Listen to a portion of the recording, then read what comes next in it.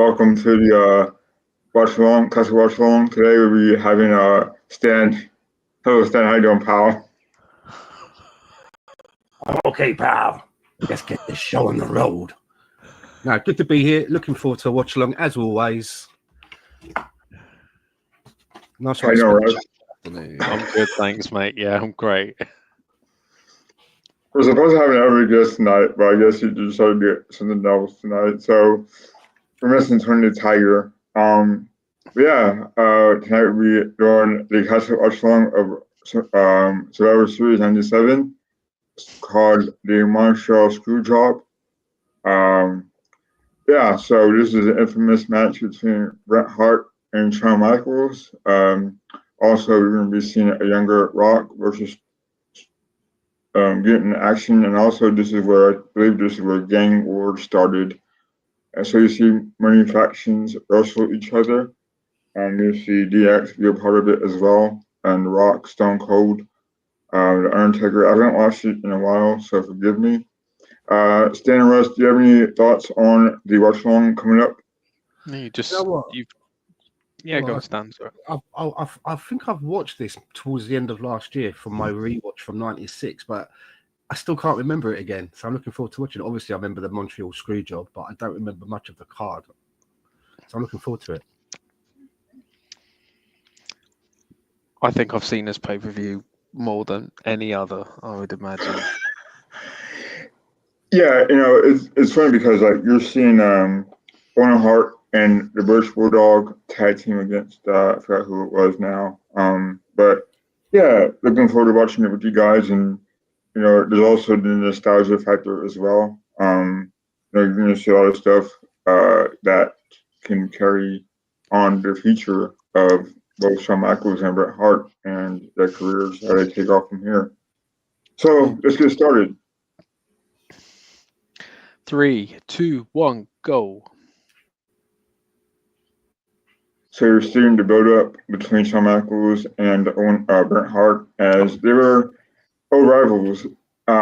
They had other matches here and there. They had SummerSlam matches, and it seemed like it was always built off them and the USA and Canada, a rivalry as well. As you're seeing both in their prime, obviously, them each winning and winning off each other. Shawn Michaels, of course, having a belt, and Bret Hart winning a belt at SummerSlam, who he beat up the Undertaker. I'm with you, Brett. I don't like him, trust him, or believe in him either. Yeah. So this was like the first one I saw when I first started rewatching wrestling after a break. Yeah, I was like, Jesus, this is what's going on. I mean, I know that Shawn Michaels is, revered as a really good wrestler, and a lot of wrestlers say that he's one of the best. I've never liked Shawn Michaels at all. I've just never got into Shawn Michaels. He always looks like he needs a good bath. Wash his hair. I always prefer Brett, but I could. Shawn was a very, very. It was the first sort of time I seen a wrestler do that kind of stuff without like seeing like Mexican wrestlers and stuff like that. He was the first one I saw that did all that kind of stuff. Really. No doubt about his talent, but I've just never liked him as a personality. If that makes, I just don't know what it is. Never warmed to him ever. Yeah, I think he came off as very arrogant and very cocky in the way he spoke into the mic, especially during this time of wrestling stand. I remember whenever he was at the Rockers with Marty Jannetty and how good they were and how dynamic they were as youngsters growing up watching wrestling. And unfortunately, they broke up because I believe it was Sensational Sherry who caused a rift in the tag team. The barber shop. Jose Lothario. Yeah. Yeah, and you almost could identify with maybe Shawn Michaels being the next Macho Man as far as showmanship and him being on the mic and him being just that guy that you love to hate, but also kind of liked, as my case at least. And then, as he became a single competitor, he became his own person. and I think that's when people started hating him or disliked him rather. So he was quite an arrogant. I guess at that time in his career, he was fighting for the Intercontinental Championship. Yeah, plus I suppose it doesn't help with me. You know, a lot of the stories you hear about what went on backstage and what he was like, and I never understood that when he left for a while. How long was he away for when he left? A couple of years, and he was just still on the payroll. I think he was away for he stopped wrestling for 2 years. No, it was more than How that long? because this is 97. He didn't make his in-ring thing to into the new millennium easily. Oh right, yeah. He was knocking about because he was like a commissioner and things like that. But yeah, he'd never come back to the ring till 2002. Yeah, that's right. He had He was still 5 years. He had about 5 years off. Still on the payroll. Yeah, he was Isn't it? doing. Yeah, he was being a commissioner and all that sort of stuff. Yeah, he was doing stuff. But I think it was a bit where he lost the first time he missed out whenever he broke his back, aka he lost his smile, and he had to give up the championship belt on, I think that was 96, I think it was. This is before DX. So Yeah, well, he got beaten up by a load of Bikers in a bar Marines or something, didn't he? Yeah. Yeah, Marines or something like. Yeah, Marines. That's it. I think it was Marines. Yeah, Right. British Bulldog was there, and he just did nothing. It's like, nah, see you later. yeah. You carry on by yourself. Ooh. Headbangers. And here we go. And Blackjack Milligans, new Blackjacks. Black, yeah. Bradshaw. Bradshaw's Tash. Porn star Tash, isn't it? That's a soup strainer. That's Barry Windham, right? And Barry Windham and Bradshaw. Wasn't he called Justin Hawk Bradshaw or something? Yeah. The New Age Outlaws. One of the Headbangers has got the old LBGT cape on, hasn't he? Before his rainbow, yeah, it's got his rainbow cape on, hasn't he? I remember this time because it went by so fast. During this time, you see this match, and then you see WrestleMania come very fast, and you see the New Age Outlaws be part of DX after Shawn Michaels left WrestleMania, and then they formed a new DX. Yeah, this is when they didn't even have music. New Age Outlaws. And I think I'm not a Billy Gunn fan either. It just has that. He's only allowed to say one line, isn't it? And that is, and of course, if you're not down with that, I've got 2 words for you, and that's it. That's all He's still wrestling. He's still wrestling. AEW, right? Well, TNA, is he in TNA? No, he's in AEW with his sons, isn't he? Oh my god. And he's still pretty fit too.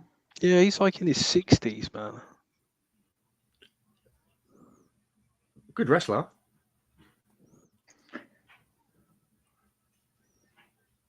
He's an ass man.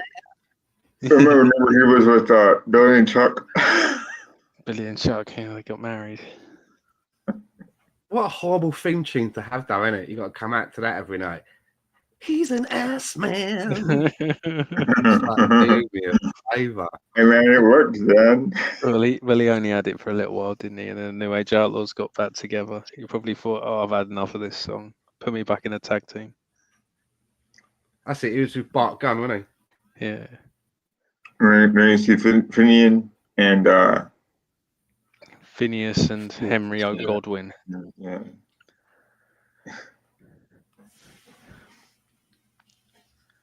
Both big mates with The Undertaker, aren't they? Yeah, I think Phineas did a podcast with The Undertaker, I think, recently. And they were talking about how they had that big slop of crap in their bucket, and they put it on Sunny at one time. Yeah. And she freaked out. The slop. Slop, yeah. I wonder what was actually in that bucket, what it was made up of. He said it in a podcast, and I forgot what it was, but it was a bunch of goat milk, I think it was, and other stuff as well. It was not good, though. cold soup. Oh, Barry Windham giving it. It's a shame Ray Windham didn't work out in the WWF back whenever he was about Jack Mulligan's. When he was a I think- stalker.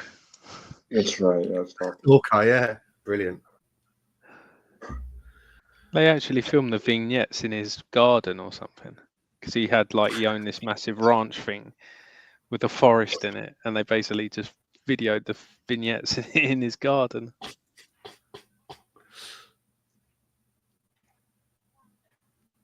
Good wrestler in WCW, but yeah, he never did anything WWE, did he? When you look at this though, you wouldn't think that Bradshaw would or JBL would actually amount to anything. Do you guys think he was an underrated wrestler for the character he was? I think Vince was always really big on Bradshaw. I mean, I think just because of his that right, he likes him big, right? I mean, he's had quite. I remember him when he became JBL and was like John Cena's like enemy. That was quite a good repackaging. I thought it really worked the character. But he could actually talk. Great heel. He was never given the opportunity to speak, was he? Until he became JBL, and he was quite a good orator, isn't he? He can I don't know. talk He used quite to have all those skits, didn't he? As the APA with Ron Simmons, Yeah, playing cards and drinking beer and having little chats and that. Yeah, but that was more banter, wasn't it? But yeah, I mean, I thought he was actually a good heel. He's in TNA now, isn't he, or something? I think. As an announcer, right, Gus? Huh? As an announcer? No, he's someone's manager. He was. Okay.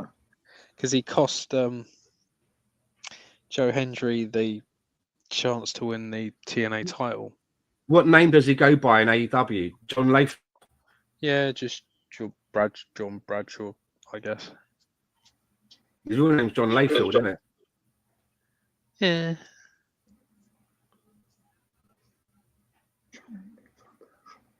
I might just call him JBL. I don't know, but yeah, but he is in TNA just being a manager at the moment.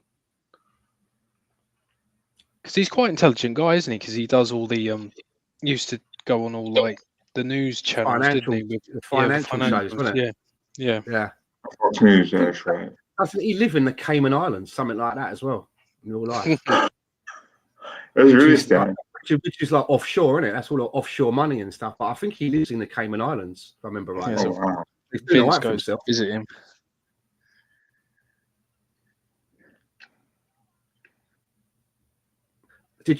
Have you heard that Vince is making a comeback?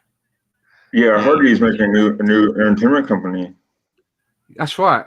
Not so much wrestling, I believe, but maybe TV and film. So, yeah. And just this week, Bruce Pritchard and what's his name? The other guy from the Freebirds. What's his name? Michael Hayes. Yeah, they've kind of both.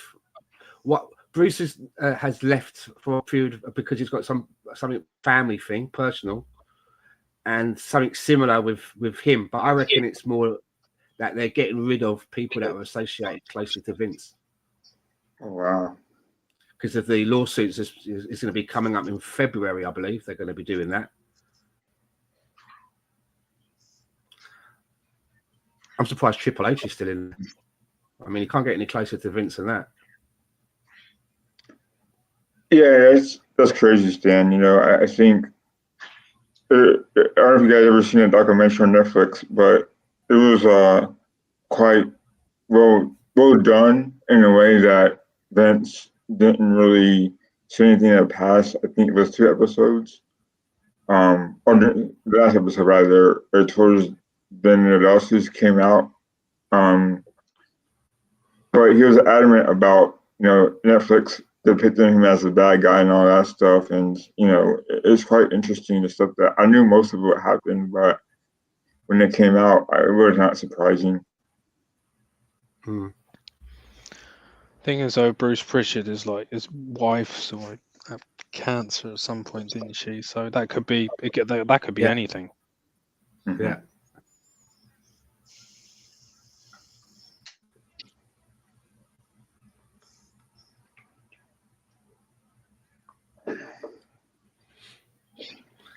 I think if anyone knows whether any bodies may be buried, it's probably Bruce. Bruce knows everything. He's probably used his shovel. Well, didn't Bruce Prichard show up for WrestleMania to give Dusty or Cody Rhodes the ring, the watch? Yeah. Wow.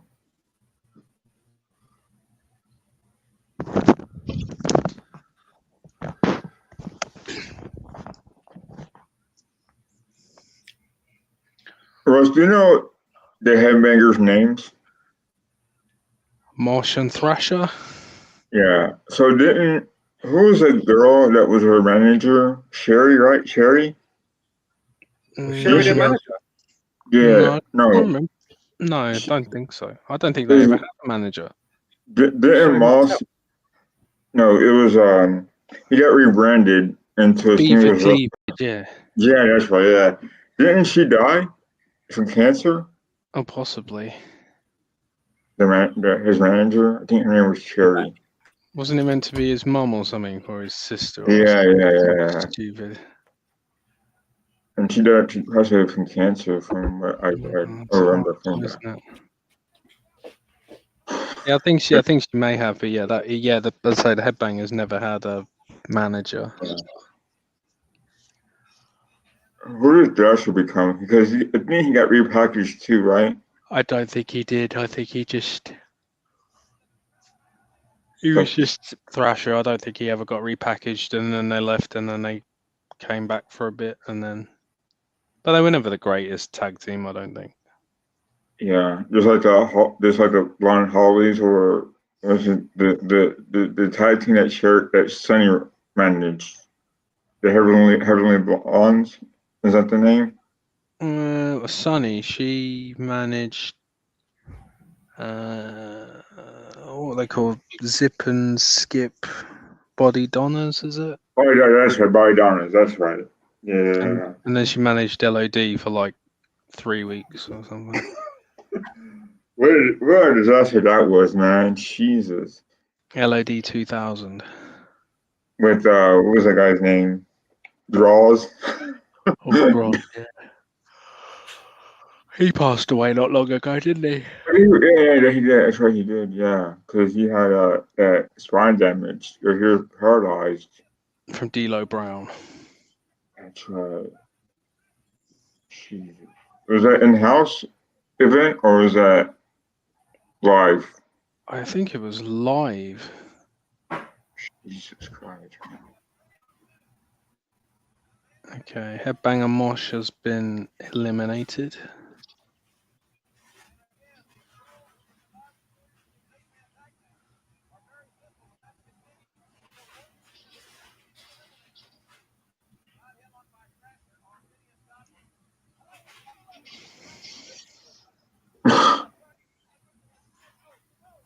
Russ, would you say this is the greatest era in the WWE from 97 to about 2000?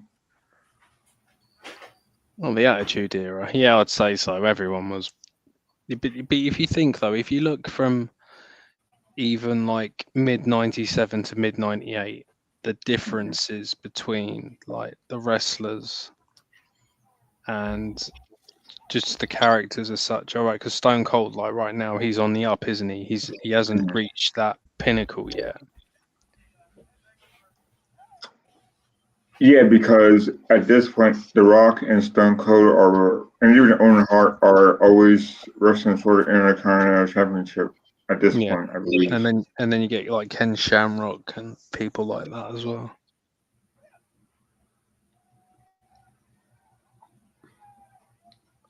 Do you guys remember? Did the Undertaker leave after SummerSlam to take a hiatus, or because he took a long break as well, right? I believe he came back in 98, I believe. No, because 97, Hell in a Cell, wasn't it? Oh, right, yeah, with Mankind. And then he came back at the Royal Rumble. Because he faced Shawn Michaels at the 98 Royal Rumble. And that's where Shawn Michaels got injured. Oh, okay. But he still wrestled WrestleMania, right? Oh, Shawn Michaels did, yeah, but then that was his last match for like 5 years. Okay.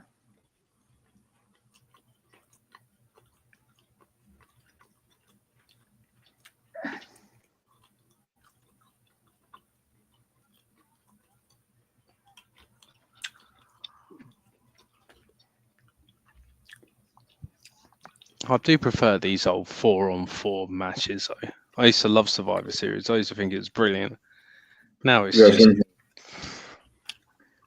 well, for the longest time, they did Raw and SmackDown like 15,000 times, you know? Like, that gets old after a while. But yes, Russ, I agree. Like, the 4-on-4 matches are brilliant. Even 5-on-5 matches to a certain extent. But I remember the first time I watched this Survivor Series was 1987. My first time ever watching Survivor Series back in the 80s. Wow. Stan, what in your opinion was your favorite time in WWE? What era do you think it was? What years? I like the Attitude Era, but also after Stone Cold was away for quite a while, when he came back, and Vince Russo had kind of moved on, sort of coming into the 2000s, mid 2000s, and that. Quite like that era as well. I have a lot of nostalgia for like when I first started watching it. So that was like 92, 93. Oh, right, Even though it was like Hogan and Macho Man and Mr. Perfect and all, I used to love all that sort of stuff. Yeah, me too. Ric Flair. Yeah, Ric Flair. Yeah, for like a year. He accomplished quite a lot though in a year. It wasn't too bad. Yeah, and also you see Razor Ramon in there and 1-2-3 Kid and Yeah, well, Undertaker. yeah, they were just coming into it then. Yeah, I remember when Undertaker turned babyface. That kind of took everyone by surprise because he was like the bad guy that wanted to pin Hulk Hogan at Survivor Series. And when he turned heel against, was it Jake the Snake, right? I was like, holy smokes, man. The bad guy, the evil guy from hell, right? He was like, yeah, I'm going to turn good guy now. So that was my favorite part of like Russ, 92, 93, 94 era. The pre kind of cartoonish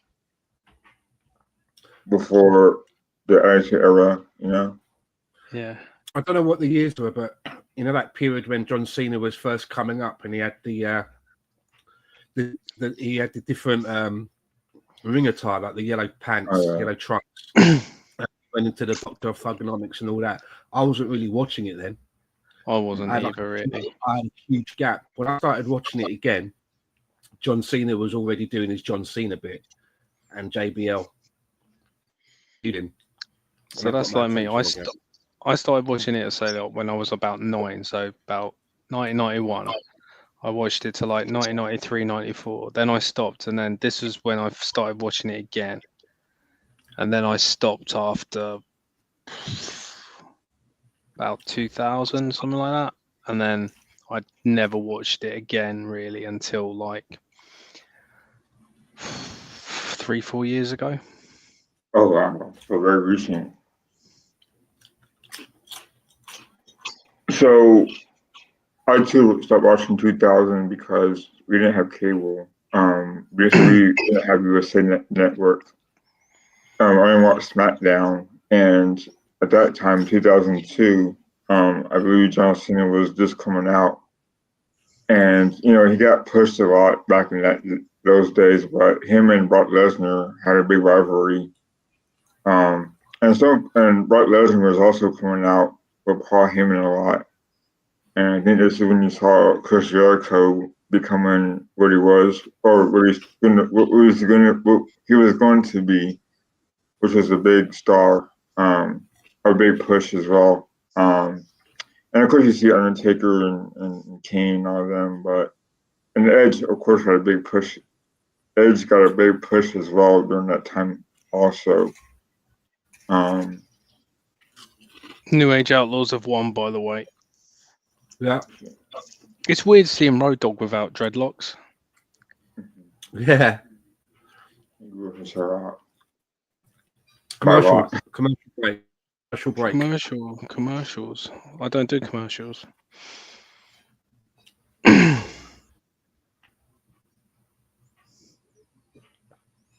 God, we're already 22 minutes into the thing.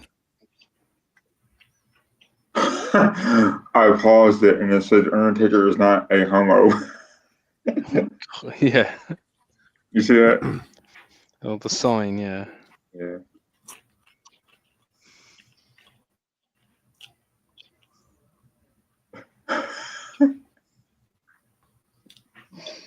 Jesus Christ.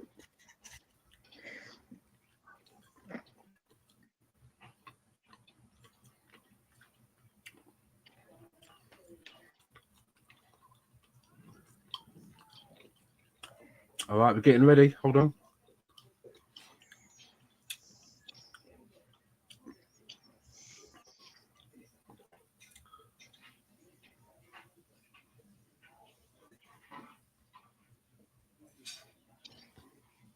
Okay, let's go.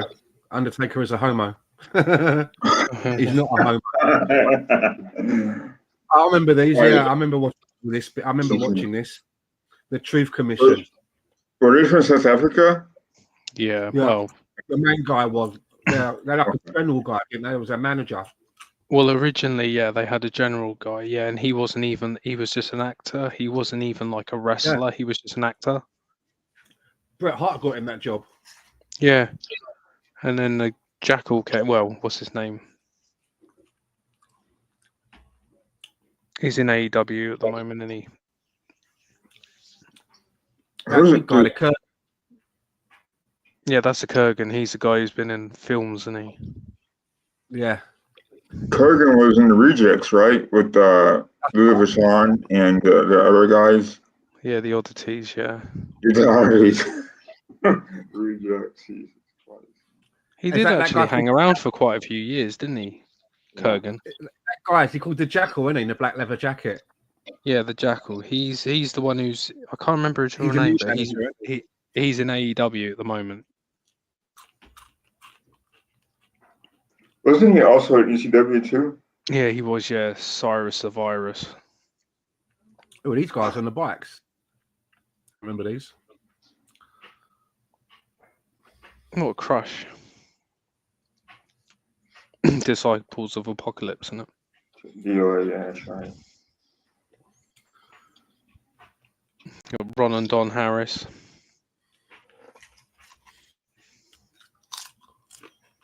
And what's the other one? 8 Ball, wasn't it?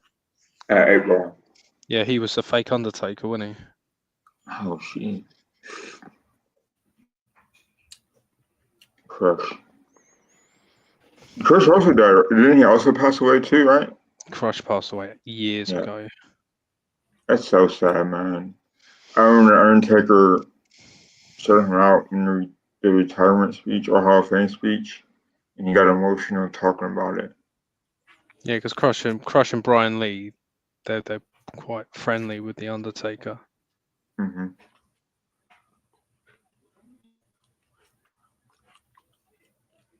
They were the BSK clique, right?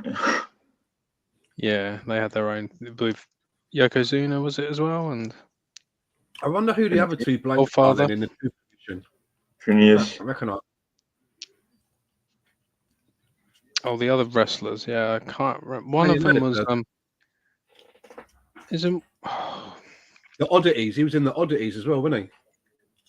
Yeah, the Oddities, yeah, with Giant Silver and people like that. And obviously Cartman, who's the one where it was Earthquake was wearing a Cartman t-shirt. Yeah, and Luna Vachon also, Stan. Luna Vachon. Oh, Luna Vachon was well, Sable was their manager for a bit as well, wasn't she? Is she really? Yeah.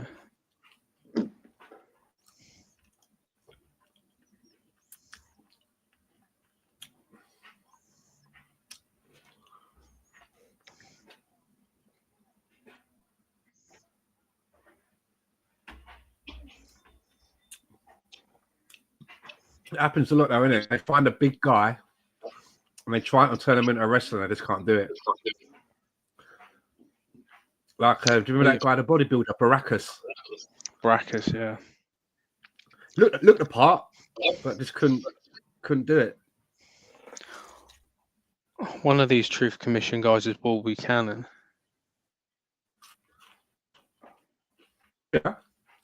Yeah, the one with the bald-headed guy, I guess. Oh, okay, right, okay. Bloody hell. That's Right it. to That's censor. quick. Yeah, right to censor, yeah. Didn't the twins go to WCW? I think they went with Jeff Jarrett and what's his name? Vince Russo. What twins? You know, Eight Ball and Skull. You know, the twins in the ring. In the Are they twins? yeah. Oh, you mean on the other side? Okay. Yeah.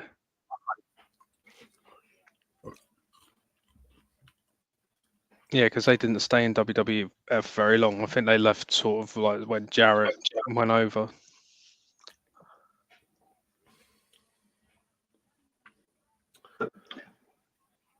Is Jarrett in this card? I don't think No. Okay. Because Jarrett left, wasn't it, when he had to drop the IC belt and he got more money out of Vince because he was owed money, right? that was after Owen Hart died, wasn't it? I went long after that. IC title. 99, yeah. Yeah, it was 99. So I was talking to my friend today, and she's going back to England because her dad passed away. And whenever I told her I was doing a watch along, she remembered all the wrestlers back in England, and her dad's favorite was The Undertaker. And that's pretty cool, man. And she remembered whenever Owen Hart died and all that. So I'm like, man, that was really sad, left a great sadness when I was growing up. I was 18 years old, I believe, whenever it happened. Owen Hart, I was 17, yeah, and he passed away.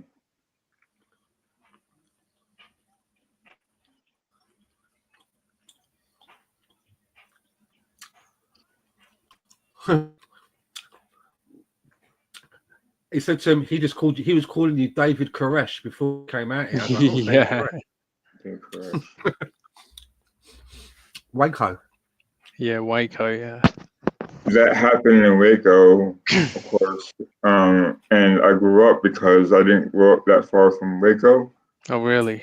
So it was really scary back in 93. I believe Waco was like 3 hours from here, from Houston. And it was like, growing up, I was like 11 years old when that took place. Hey, Rudy, how you doing, pal? Good to see you, man.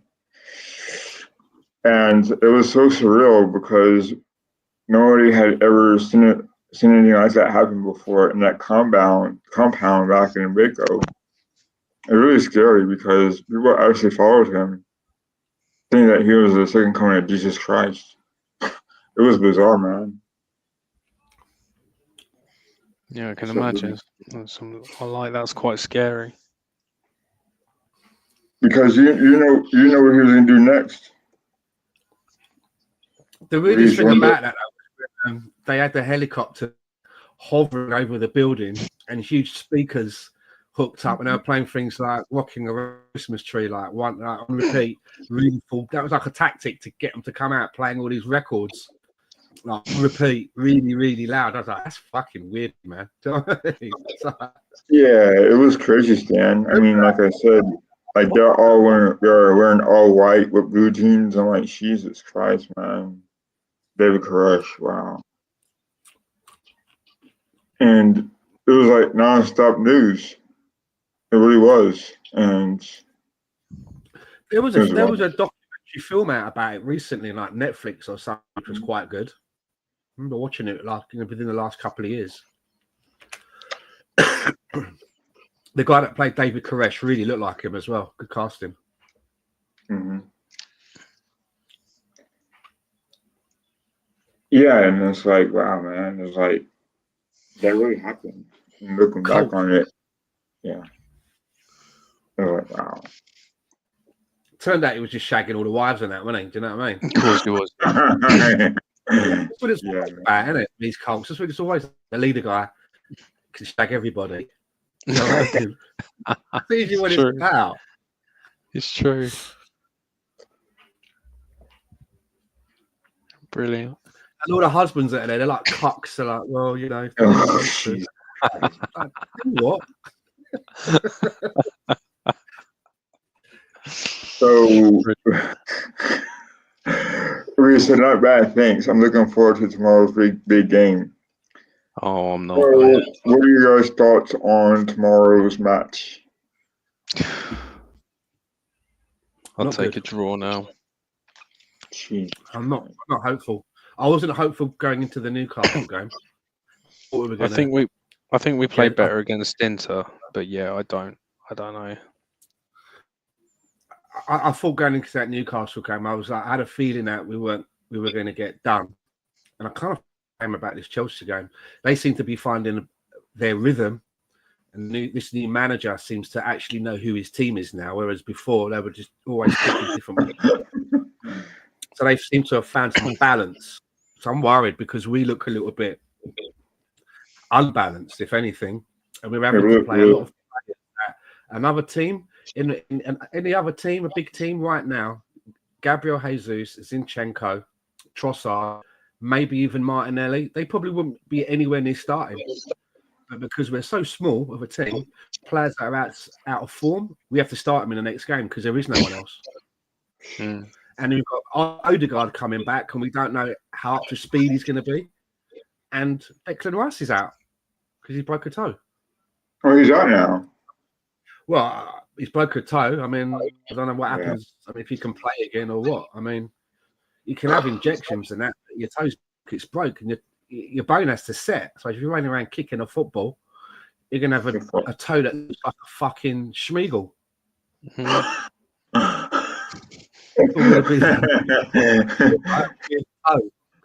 your bone needs to set, right? You can't just walk around on it. Like a seagull. That's funny as that. Well, I'm a bit worried, to be honest. I really am. Yeah. And it's coming at this time where, right at the time where City are going through a terrible patch and we're not able to capitalise. Our team is in such a bad way with injuries or short squad that now is the time we should be pouncing. They've lost. It's like 3 or 4 games now, isn't it, for them? That doesn't happen. They look like shit, man. God damn it! Like these injuries, man. I knew it was gonna happen, man. Fucking knew it was gonna happen. And then you see Marcus Rose scoring goals like nothing. It's like, come on, man.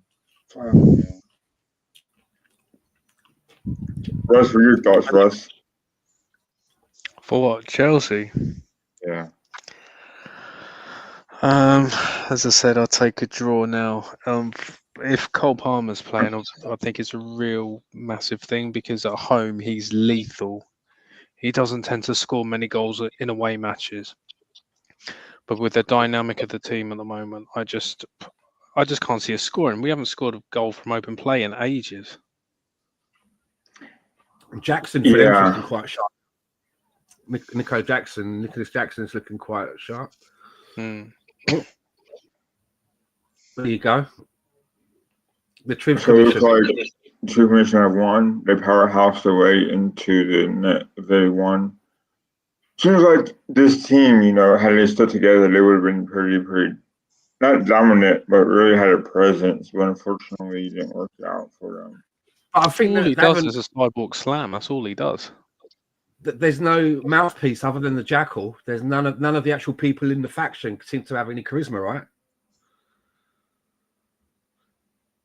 I mean, the other guy in the ring there is like a regular Joe. Yeah, none of them are particularly decent wrestlers. Yeah, sidewalk slam.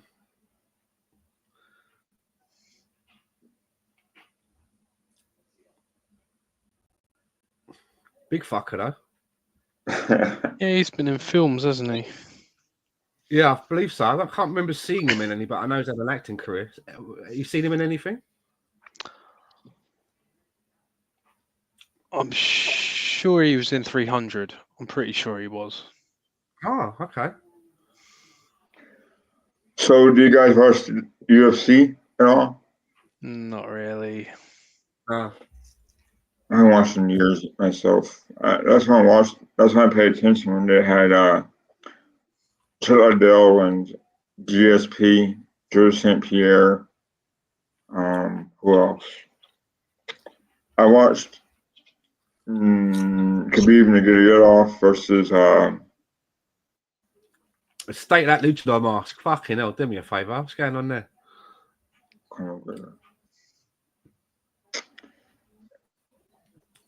That guy at the end. Getting his lunch money stolen. Sorry, adverts. I was too engrossed there. Got a commercial here. So Rudy says teams that have found us out, we are easy to defend against. Is it overcoaching or is it tiredness and fatigue? Arteta needs answers. Needs to find answers soon. Problem is we got the problem is we've had a lot of injuries, a lot of suspensions. Now, I don't think we played the same defense for like the past 5 games. We're just chopping and changing all the time. Yeah, you got Thomas Partey playing at right back.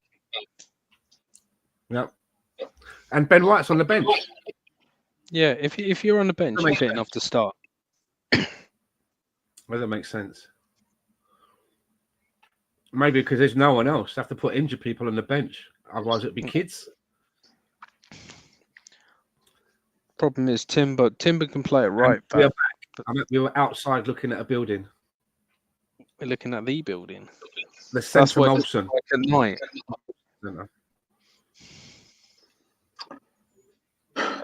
I think he's just trying to get his new players to play, and he'll find a way to play them.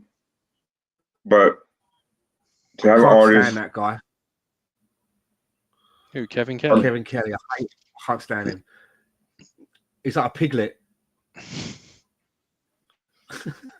The problem with me with Arsenal is that since that Marino's come in, we've looked very disjointed. I think that's part of the problem, Russ. He tries to force players into the starting 11 that have no business being in a starting 11 right now. You know. I mean, he scored a good goal, Marino, but the game seems to be passing him by when I've seen him. And then if you look at the stats between him and Nweri, where he'll play like 3/4 of the game, and you look at how many passes he makes, and you see Nweri's come on and he goes more passes in that short space of time. Look at things like that. You know? I don't know what's going on. But, I mean, then again, maybe it's a settling thing. You know, players got to settle. Coming from a slower league, I don't know. Who knows? Well, he got injured in his first training session, so you got to give him some little bit of slack. But since he's come in, I could imagine him when he got that injury, rolling around on the training pitch, and Megaleg's just standing over him, going, "Welcome to the club." Yeah, exactly. But it's like when Odegaard's fit, who do you play in midfield? Jesus Christ. Partey, Mourinho, and Odegaard, isn't it? No, it was Rice. What about Rice? What did you do with Rice? My mistake. Right. Mourinho and Odegaard. About Partey. Partey's been our best player this season. Well, there's only enough room for 3, isn't there? Well, exactly. So you have to have a deep player as the 6. So that's who? That's either going to be Rice, Partey, or Jorginho.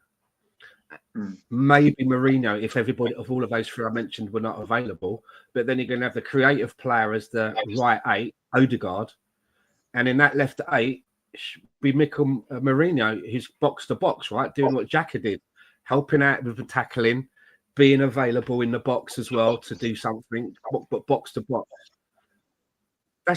Surely that's the 3, isn't it? You could obviously change Partey for Rice if you wanted to. but I don't know who you would change for Odegaard, and I don't know who you change for the left 8. The only interchangeable position there is the 6.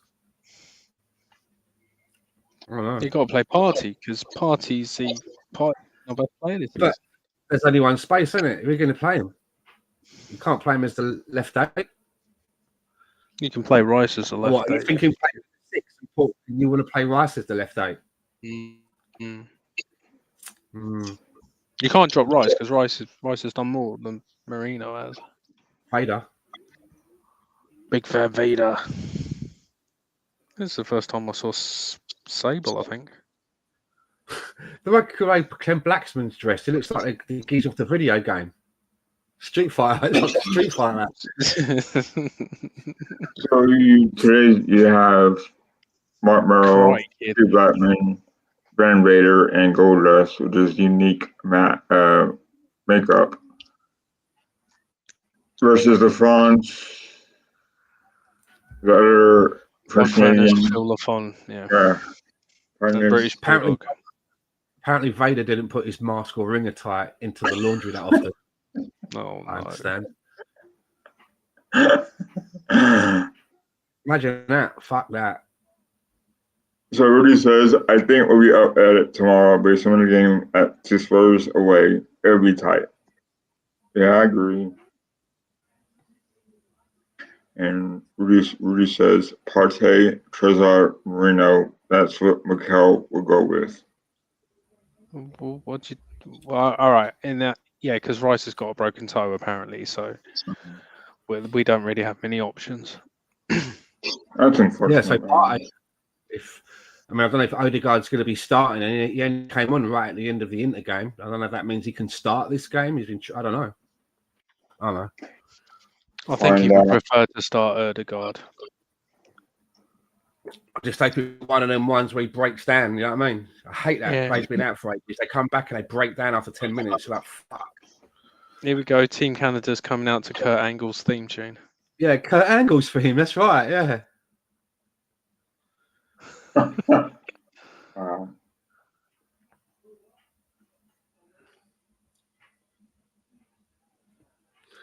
Sable. Look at those 2 puppies. Jesus wept.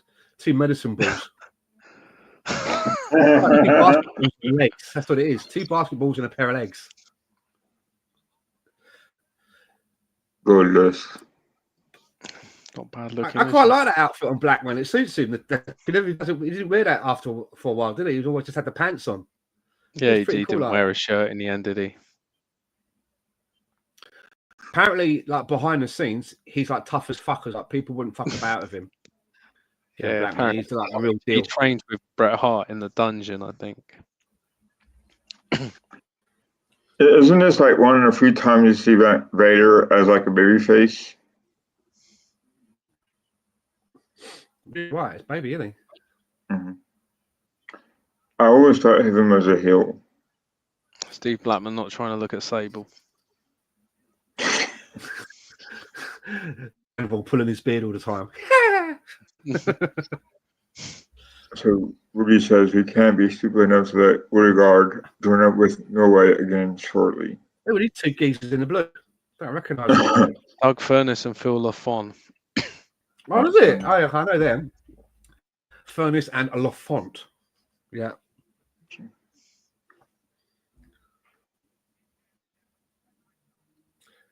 They never give Jim Neidhart any mic time if they can help it. Isn't it? Is that the font or is that Furness talking? Russ? Doug Furness. He's the American. Oh. Were they trained at the dungeon as well? I think so, because Phil Lafon was like a power lifter. No, Doug Furness was a power lifter. Do you remember when maybe like 99 and that, when the Bulldogs started coming out and just wearing like these black jeans and like black sort of like Dr. Martin boots with the jeans like tucked into the boots, no top. And he said, I want my title shot. Yeah, well, he lost, didn't he? He left after this is his last match, innit? he leaves with Bret Hart, didn't he? So he went to WCW and then he got injured, fell on a trap door that the Ultimate Warrior came out of. That's right. Yeah. And then he was never the same Really hurt after that. himself, He didn't just got hooked on painkillers and whatnot. Yeah. We'll come out now in just the black jeans, no top, and the boots and that. He reminded me of like a Newcastle supporter. He was with the Mean Street Posse as well, wasn't he? The Mean Street Posse, yeah. The Mean Street Posse probably have the worst wrestling theme in the history of wrestling. It sounds like an afterthought. It just really sounds like someone strummed something, and went, no, I'll just have that. I can't be bothered. They were warming up, and they didn't do any more. They just went, yeah, fuck it, just have that. I'd be pissed off if I was Kurt Angle. Hey, hang on, how comes I'm just given some generic music that you use during Survivor Series matches? It suits Kurt Angle though, doesn't it? I don't think it had a name here. It was called Medal when Kurt Angle had it, but yeah, it was just a generic Medal, yeah. just a generic song that Jim Johnson had kicking about for years and years. Another one as well, the Sultan's theme tune is the same that they gave to Jinder Mahal. Now. That generic Indian sort of that's the only Indian sounding music he could do. Yeah. Just got his sitar out and plucking away on it. I can imagine Jim Johnson cross-legged on a big cushion with his sitar out. He's only got one in him. He's only got the one in him.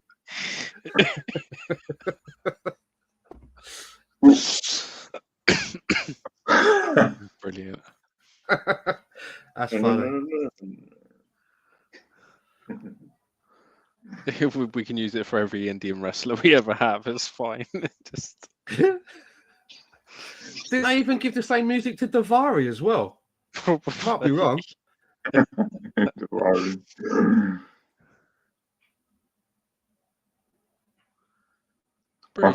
You're an Indian wrestler and you're just signing with the WWE and you're sitting down, you're like, right, listen, I've got some really good ideas for my entrance for him. Like, don't worry, mate. Don't worry, we're ahead of you. We've got that locked down. Don't worry. What was the other one? Tiger Ali Singh. He probably had the same music.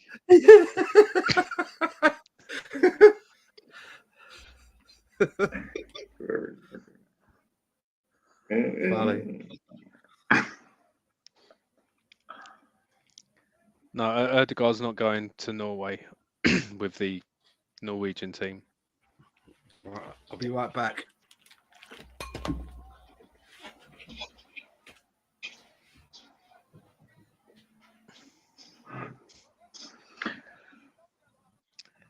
I'll say that the Indian music sounds like something you go into an Indian restaurant and just they'd be playing that music in the background.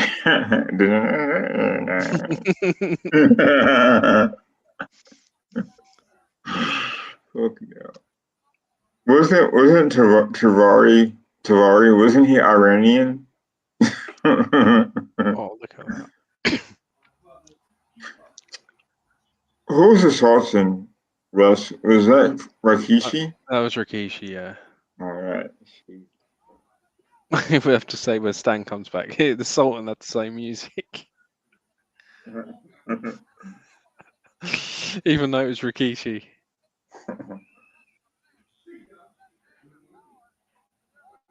Didn't like the claw, right?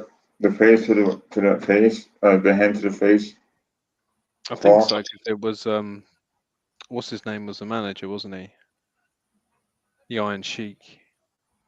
Okay. Do you think that Steve Blackman should have got a bigger run than he did? I think it's slightly underused. I don't think you realise how long he was around for. I think he was around for quite a long time. For 3 years, right? I think it was more than that. Because I quite enjoyed those matches he had with Ken Shamrock, because they were both quite legitimately hard. Mm-hmm. Ken Shamrock.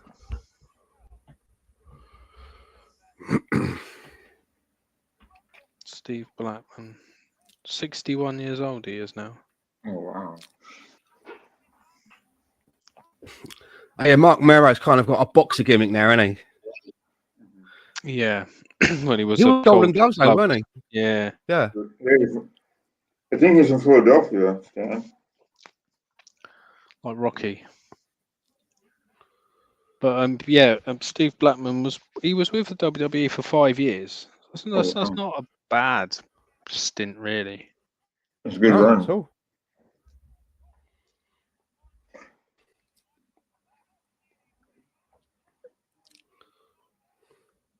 That's including the invasion and stuff like that. So yeah, he was knocking around for quite a while. What did he do after WWE? Did he go to WCW? He just WCW was gone by 2002, wasn't it? Oh, yeah. 2001. 2001, yeah. I think he just don't know. He won the Hardcore Championship quite a few times, and Didn't he also have an Intercontinental Championship maybe once? I don't think he did. He won the Hardcore Championship 6 times. Oh wow.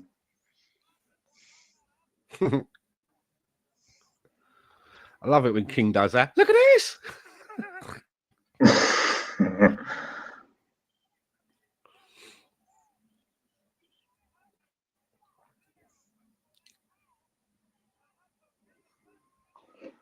So tomorrow is Martin Truex Jr.'s last race as a full-time driver.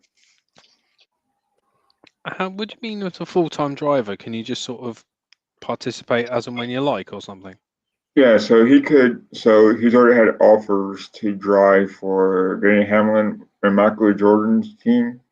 He's gonna run the Daytona 500 with their car next year. So he could win races as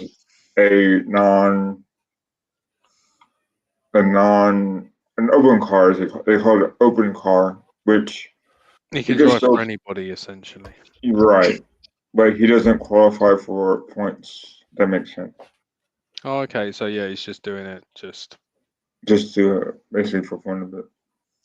to make money. So in NASCAR, there's like 3 series. There's truck Xfinity, which is a lower from NASCAR and NASCAR Cup Series. Mm. So he said that he's gonna run a couple Xfinity races and maybe truck series here and there. So he'll be around. He's like more like an ambassador to the sport for Joe Gibbs Racing. I hope he wins then. Yeah, tomorrow's at Phoenix, so he has a good car today. He has a good qualifying car so far. So there's 2 groups, Russ, that make it to next round, and the top 5 from each round go for top 10. Oh, okay. Yeah, I don't know how it is in Formula One, but it's just different. But the 10 fastest go down to the next rounds, and then that's how you start. The fastest to the 10th slowest.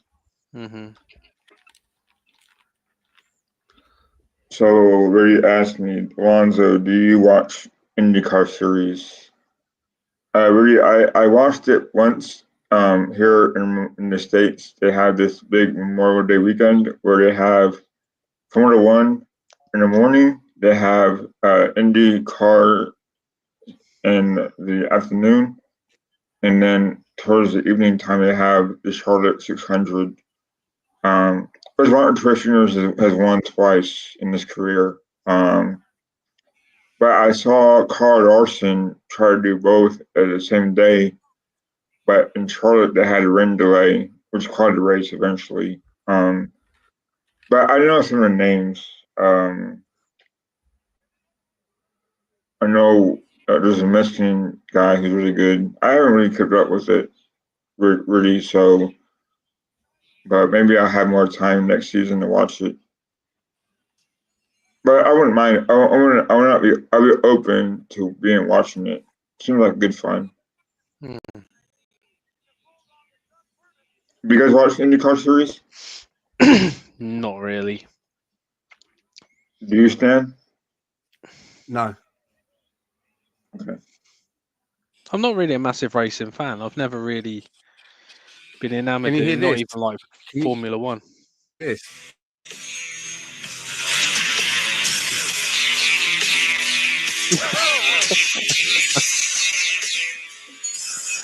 I think that was the Sultan's music as well. Sorry, I can't get it out of my head now.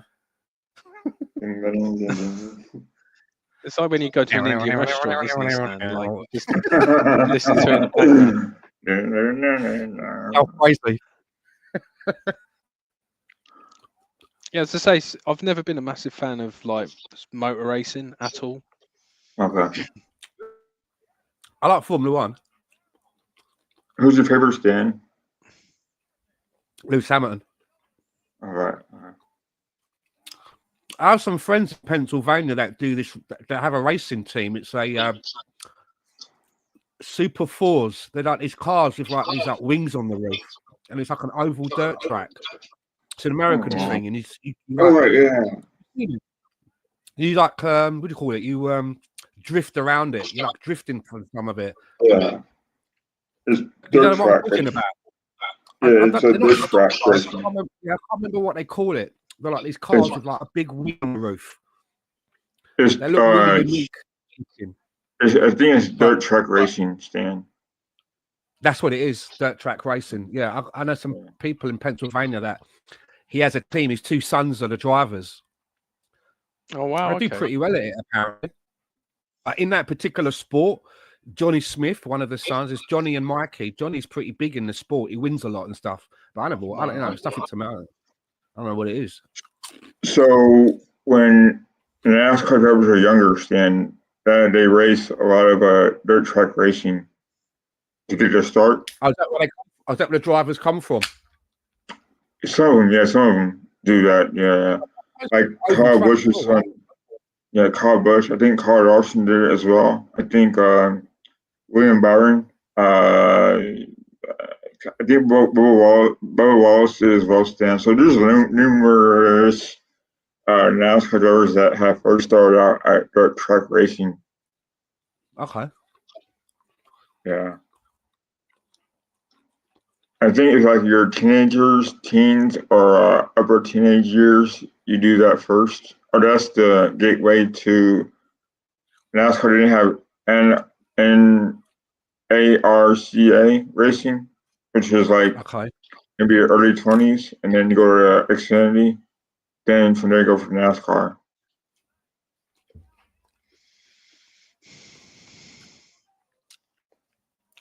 But again, that's all sponsorship deals, really.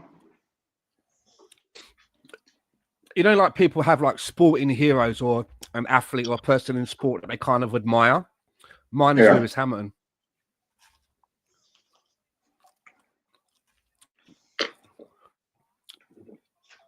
How come, Stan? Just curious. Pardon? How come? Well, it's not a team sport; it's an individual thing. And like, from his background, it's a very difficult sport to get into. You have to usually come from money to be in motor racing because you start off at go-karting level, and then you have to have a parent that's going to be dedicated to take you to all of the different weekends. Mm-hmm. Do you know what I mean? And him and his dad used to pull up, and their cart was like a bit shitty, and they used to get sneered at and look at these, they shouldn't be here kind of an attitude. And to get to where he's got, I think it's a massive achievement of self-dedication for one person.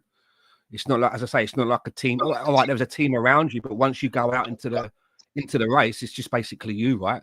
And it's very dangerous. You know, it's really dangerous. I respect him, and to be the joint best Formula One driver that there's been, he's joint now with Michael Schumacher, 7 titles. They both got 7 titles. It really disappointed me when they cheated him out of his 8th title 2 years ago against Max Verstappen. It's so obvious what they were doing. So he moves to Ferrari next season, and I just want to see him get his 8th title and be the undisputed best ever Formula One driver there's ever been ever. Wow. Fair enough. I mean, I think that's what sometimes NASCAR drivers have the same issue, Stan, where a lot of these drivers, they come from money, or their dad, their parents support them. And, you're seeing, like, there's a guy from Xfinity, from Joe Gibbs Racing, the same team that Martin Truex Jr. races for. His name is Chandler Smith. And Chandler Smith's really good, but he might not even race next year because he doesn't have funding or money to support the car. And same thing with Ryan Truex, Martin's brother. Like, he won 2 races for them this year. He's not going to race for them next year because he doesn't have the money or sponsorships to run for them, which is sad because they're really good drivers. But yet, Joe Gibbs Racing, for some reason, wants money on their drivers, for their drivers. So it sucks because you lose interest as a fan because your favorite driver is not part of that team no more. That makes sense. So I understand. I respect, Lewis Hamilton more because he, like you said, came from nothing and to becoming the greatest to race for F1. Yeah. It's like in the Aston Martin team, it's owned by a guy called Lawrence Stroll. His son is one of the drivers, and you can see that. The only reason he's driving for that team is, don't get me wrong, he's a better Formula One driver than me. To be in the top 20, he's not that good, if that makes any sense. You know what I mean? Yeah. He has a lot of stuff, but you can see that it's his dad. And even sometimes it feels a little bit like he's a bit trapped in it. It's almost like his dad living vicariously through him. Do you know what I mean? Yeah. And that's how it's NASCAR because Joe Gibbs' grandson drives for him. So I understand where that can come from, and he's not very liked. And well, I guess on a racetrack he's not liked, but outside NASCAR, I don't know. But yeah, a lot of fans don't like Ty Gibbs because he drives for his grandpa, essentially.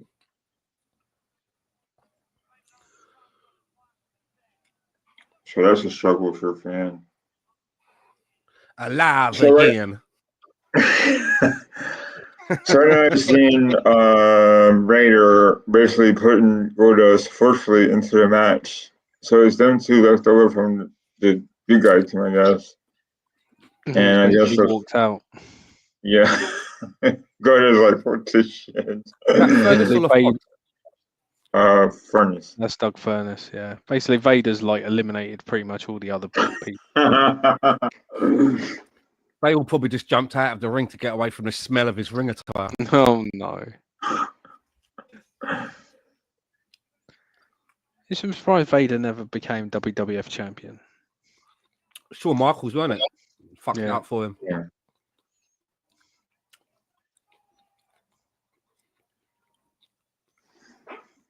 I hope Tony's okay.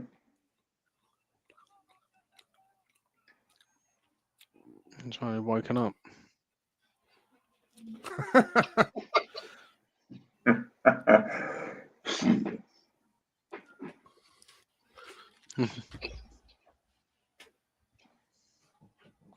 Bulldogs won. Hit Vader with the ring bell. And that'll be it for the British Bulldog for the next year or so. Mrs. is supposed to be doing her schoolwork today. She's like studying for her masters. She sat on the sofa watching fucking Roadhouse. Watching what? Roadhouse. Oh, Roadhouse. The new one or the old one? Oh, the old one. I'm like, we do watching Roadhouse. She just shrugged her shoulders. Basically, it's like, I don't care what it is. It's not schoolwork. Yeah, exactly. Anything. I could watch a worst film in the world as long as it's not doing fucking studying and shit.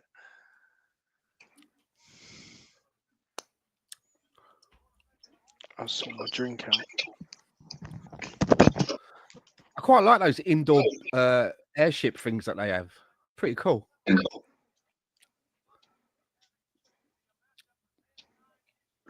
Yeah, Russ, so So this is where the Montreal Canadiens hockey team play at Montreal. And the Molson Center, that's right, because it's named after the beer, Molson Center is what they call it. And they call it the Bell Center.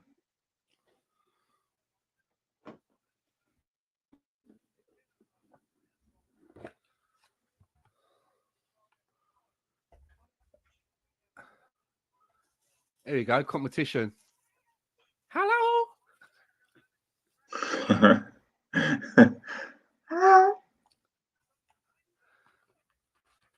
So where you at now?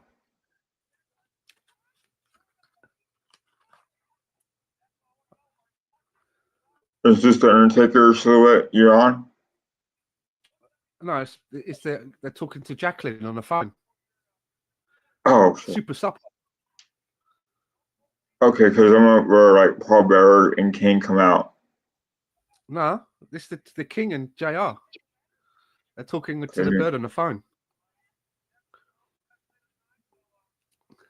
She wants to go stone cold. And we're going to break any second, I believe. We go from something kind of nice to something kind of deadly. Commercial break. Okay. I paused it where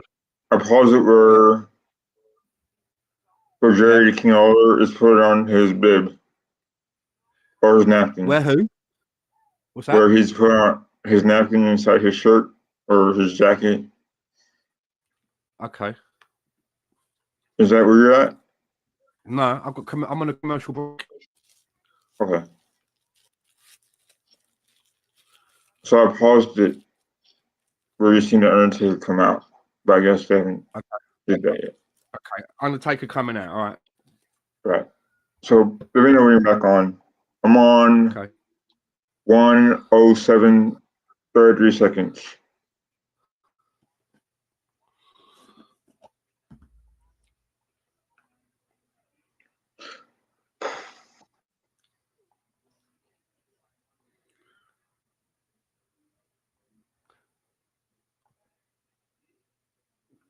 Right, they're just showing like the preview of everything, the preview video. He's alive. I remember this. Yeah. Me too, dude. It was a good storyline. Got blonde hair, Paul Bearer. Because didn't he interfere with the Shawn Michaels Undertaker match? Kane? Hmm.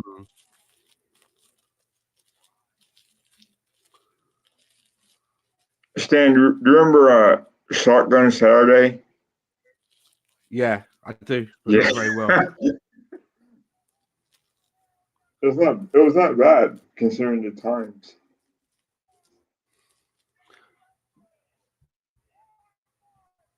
I think it came out around this time it aired. That's or right. it started to air. Oh, he went to get a drink, I think.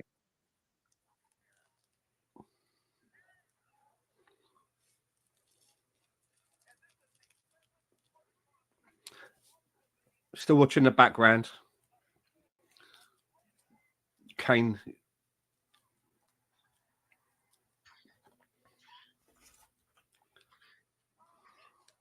Yeah, Kane was massive, man, back when he first came out. And the whole bit where, Kane is your brother. That music they're playing is from Bram Stoker's Dracula. Yeah, that's right. Yeah.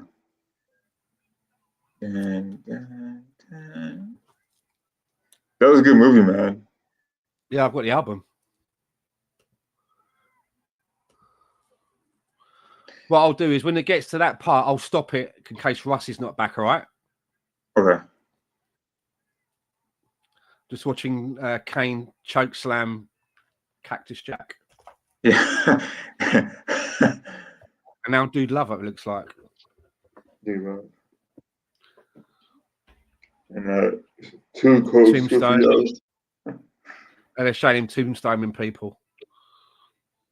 Yeah, that's where I'm at too. Now Mankind is talking. Wait, is this Mankind versus Kane, right? Yeah. All right, okay.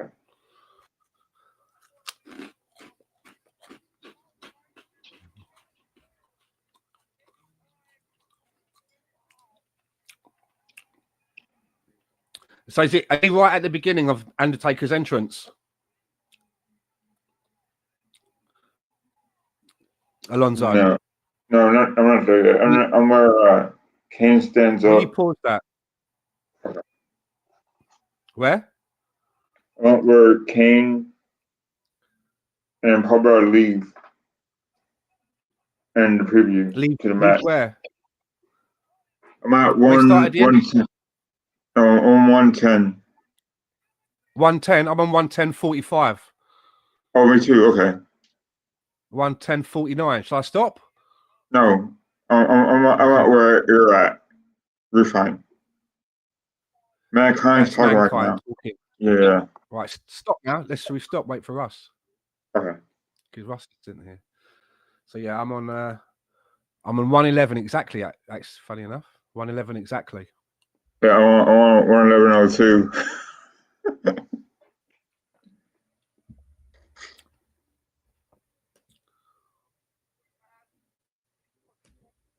So am I. 111.02. Where's Russ gone for a shit?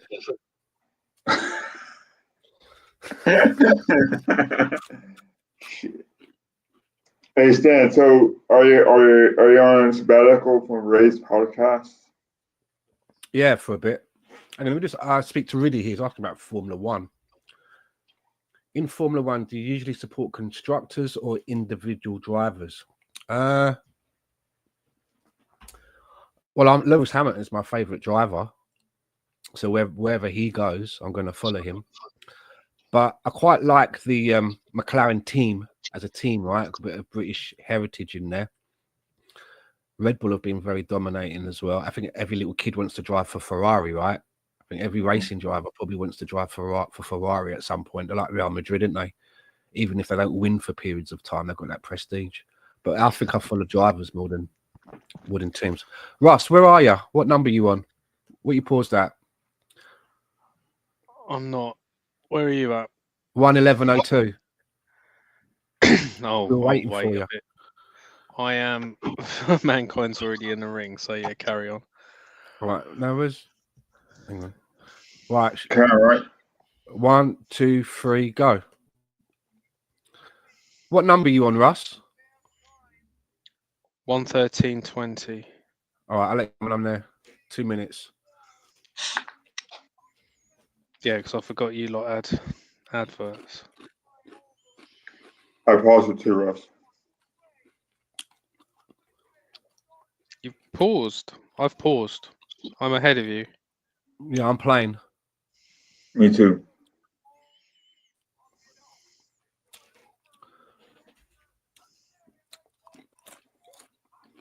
What do you think if Mick Foley were an actor, he would win an Oscar? He should win an Oscar. Do you think if he became an actor, do you think he would be an Oscar winner if he were an actor? Because I think his storyline with Mankind and Undertaker and Kane were pretty compelling stuff. He went to school with Kevin James, I found out today. Yeah, I saw that picture too.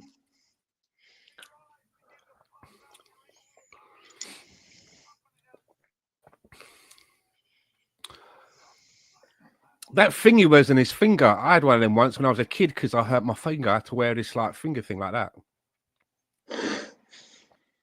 Don't know if he wears it though. Because I had a sprained finger. What you on, Russ? 113 what? 20. Okay, almost. A minute away. It's always a record. Remember Mankind's entrance? It was so sad, man. I'm chugging out. His entrance was pretty fucking sad.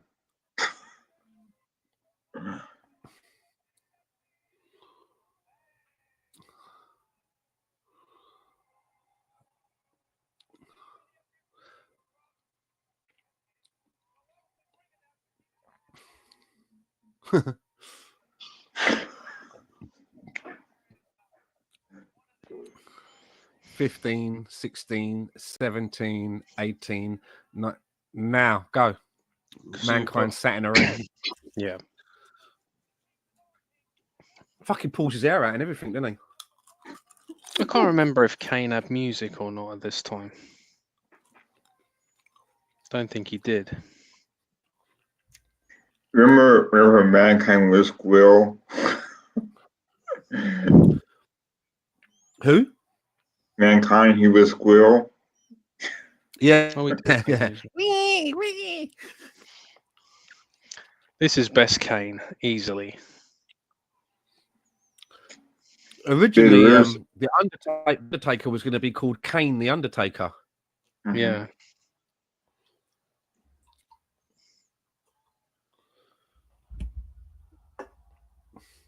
It's come a long way from being a dentist. Yeah. I was watching it recently because I'm watching it from early 2000, and Kane was going out with Tori. I never bought into that at all. Yeah, I didn't I'm buy like, into that. really? Really? Hmm. She's shagging him. Do me a favor. And then she dumped him for X-Pac. That wouldn't happen in real life either.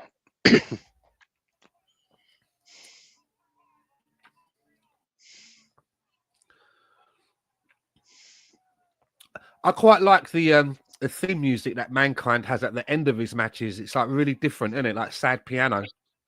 Yeah. And Yeah, it's, it like is some kind sad. of it's like Emily Bronte kind of music. I like it though. It's weird. It's only if he wins. They should have made all of Kane's matches in red. Yeah, it doesn't work.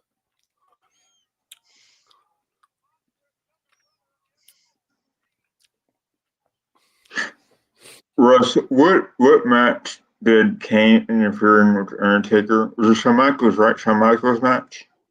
Yeah, Hell in a Cell. Okay. I think that was like the last pay-per-view. Do you remember in the mid 2000s when then he was like a commissioner with his like suit and bald head, and Seth Rollins beat the fuck out of him, and they took him off in an ambulance. And this is the ambulance was pulling away, started to shake, and the back doors blew open, and there was all smoke, and he stepped out in his Kane outfit. Did you see that? Did you see that? He went in like in his suit with a bald head, all strapped to the gurney, crying, and he came out in his Kane outfit. It's done really well. Or you said the Russ go play Had it on the Tottenham. screen going like, no. Right, I go for Tottenham. No. It was good. It was done well. That's well done, Rudy. That's well done. Well He's played. done that movement in, they put the chair, put your foot through the chair, and then they stamp on the chair. So Yeah. like he went off with his bad leg, and then when he came out of the ambulance, for a few steps he kind of like hobbled, and then he just stood still on the bad foot. He just like stomped it into the ground, and then he was better.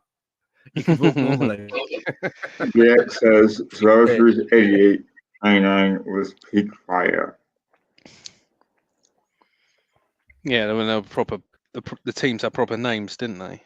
Like the Warriors. What was Yeah, their the name? Ultimate Warriors. Yeah.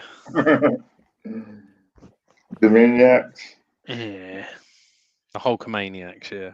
That's what I forgot. Natural disasters.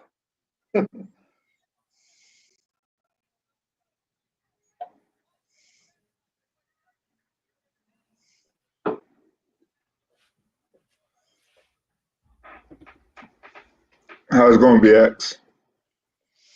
Break it down, BX. So yeah, I remember in the chat this morning on Gary's podcast how Tony Todd passed away. Was it today or last night? Candyman, and there's one of those characters that you never forget growing up. Mm. So that's an impression, on how scary. Oh man. Oh yeah, he's a very good actor for what he did. Yeah, I think he was in a lot of different things, wasn't he? And he also was a good voice actor as well. At work, and it sucks ass. Yeah, because like a lot of like I remember him more for like Final Destination and stuff like that.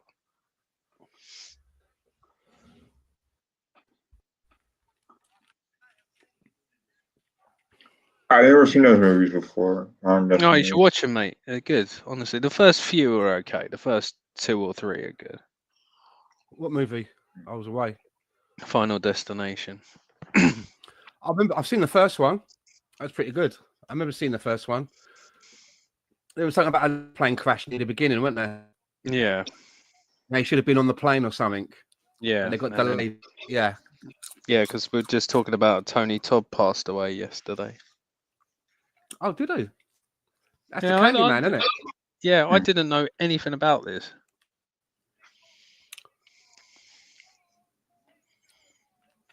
Anything about what? About him passing away. No, I didn't. No, I didn't.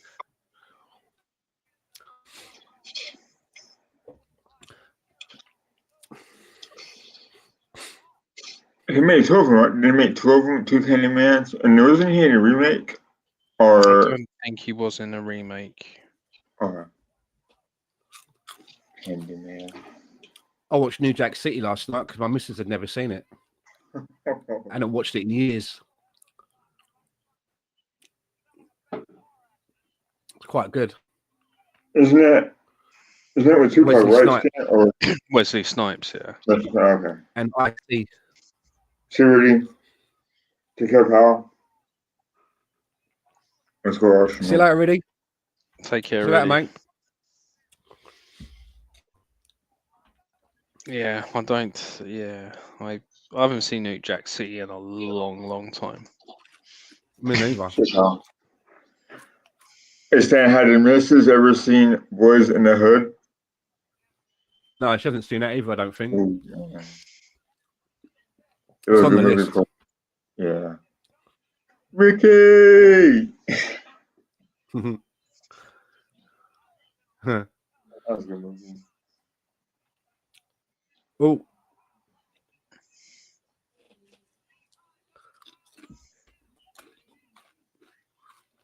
Bang bang.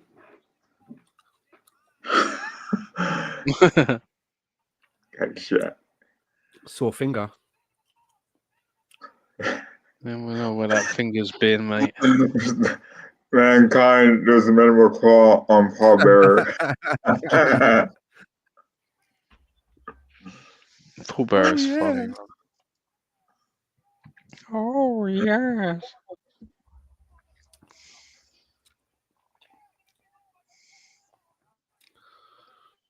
Oh, straight from the table. Wow.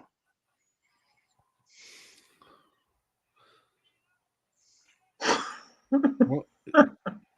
Boom, through the table. Was that Spanish announce? I think that was the main table, wasn't it? Yeah. Yeah, the main one.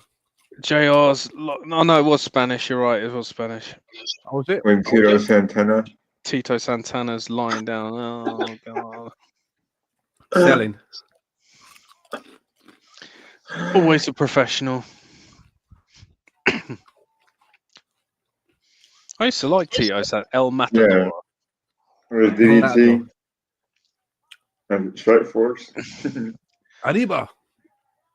Strike Force. Who was that with? Rick Martel, wasn't it? Yeah. That was my favorite tag team too, man. The model Rick Martel. I used to Look at like it. it. I used to say Arrogance. it's so funny. It's that Yeah. spray Yeah, thing of arrogant. arrogance. Isn't it? Yeah, Yeah. perfume. Always yeah. like, yeah, just always wore a sweater over his shoulders. His sweater. So where you going? That was my favorite tag team, Strike Force. With Tito Santana and Rick Martel. That was that late 80s, wasn't it? I think it's before I started. Again, yeah. with the new, again with the Mean Street Posse, when they turned up for their first day, they're like, okay, so what do you want us to wear? They're like, that. Just wear what you're wearing. Yeah. Just do it in your regular clothes. Well, it was only one of them who was an actual wrestler, wasn't it? Which one was that? Joey Abs or Pete Gas? I think it was Definitely not Rodney. Yeah, because there was 3 of them, weren't there? Originally, And when it they was- started, do you remember when they first came on? There was like 4 of them. When they were first doing vignettes in the bar. I think they were like showing them in a bar as Shane's mates. There was more than 3 of them, but in the end, they clicked it down. They were actually his friends from school, weren't they? Shane McMahon's. Yeah. That's pretty good of him, though, to bring them in, right? To be fair. Yeah, don't worry, you get beaten up by all these wrestlers. Yeah, it's fine. Yeah, we're getting paid very well to get the shit kicked out of us twice a week. So.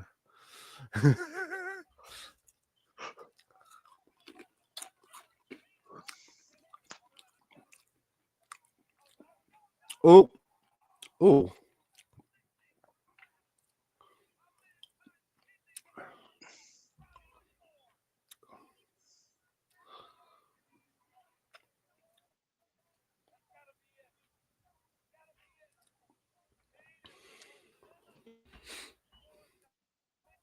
thought it was quite good when Kane first came in. I thought, wow, this is quite. They did present him like an actual monster.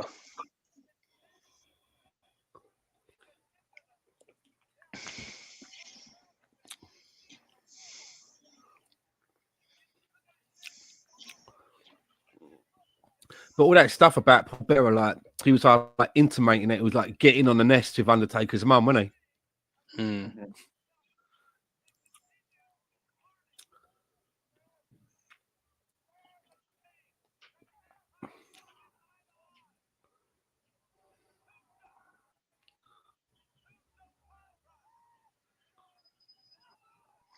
Kane wins.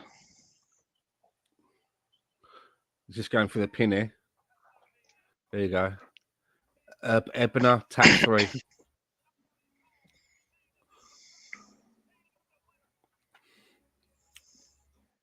There's a commercial coming soon.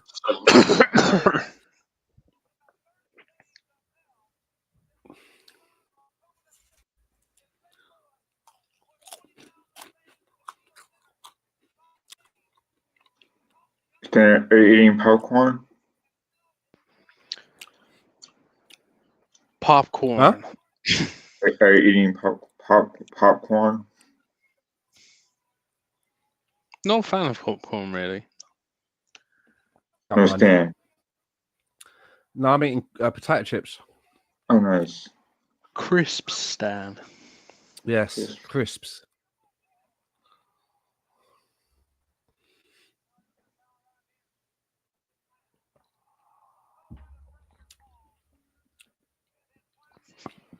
So how long have you been in Canada, Stan? It'll be 6 years in April.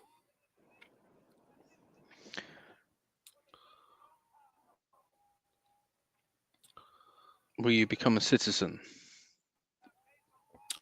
I've already done all. Well, I've paid for it and done the paperwork. I'm just waiting to get called. Oh, okay. It takes like almost 2 years from once you've paid. So it should be within the next 5 months or so. I should be doing that. I'm a permanent resident, just waiting for citizenship. Then I get a Canadian passport as well, which is easy now. If I want to go into America, I have to keep filling out all this stuff. Do you know what I mean? It's a nightmare. Yeah. But when I have a Canadian passport, I just go straight through. Oh, that's all right. Commercials. Well, you might not be able to now with Trump in charge. It's got nothing to do with Canada. Close the borders, mate. Let's close the borders for everyone. My missus has a job in America, and she said to me, like, if I get it, would you consider moving to the United States? And I'm like, not if the Democrats are in, no. Must be joking. They're fucking mad. I probably have to wear a dress to get over the border. Oh dear. Lipstick. Fuck all that shit, man. Or we could get a dog tag. And back with Sergeant Slaughter and Vince. Vince and Sergeant. Who Vince? Look at the hair on Vince.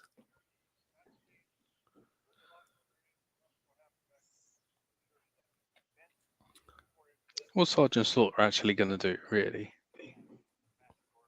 He wasn't even in the army.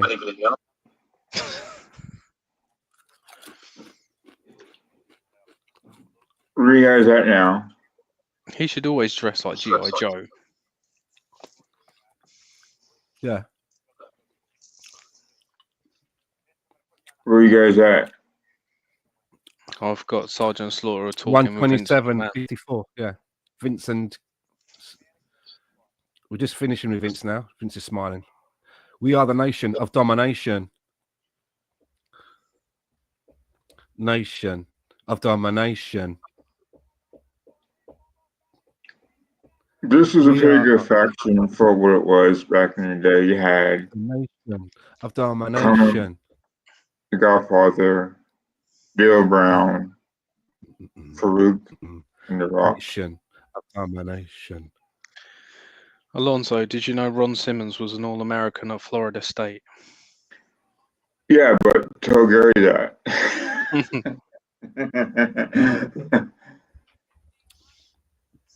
But to be fair, I kind of wish that Bill Brown would have gotten more of a push than he did. Or do you guys think when the Rock was, when the Rock was brought into the Nation of Domination, he had a caveat. He said that he wasn't wearing any of the red, gold, and green, and he wasn't going to wear a hat. He refused. That's interesting. I never knew that stuff. Because if you look at the other three, they've all kind of got this colours on their hat. He was like, "I'll join, but I ain't doing that." Oh, look at that, Shamrock. This is a cool team. I really like. If he's going to do his thing, is he going to say his favourite thing that makes me laugh with these Legion of Doom? Well, yeah, I love that. He looks like Jesse Ventura, doesn't he? He looks like his brother, doesn't he? He does, yeah. Oh, I remember me of Jesse and the one.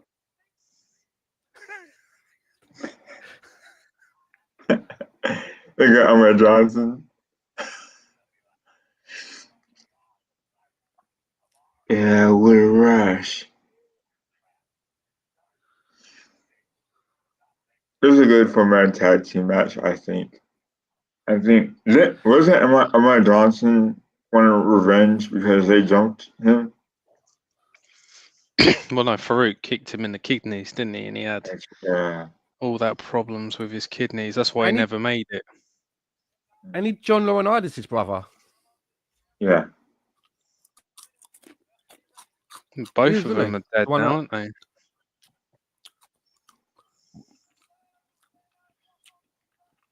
It's horrible watching these old ones because I used to see dead. Yeah. It was really sad though, man. I like Ken Steinrock.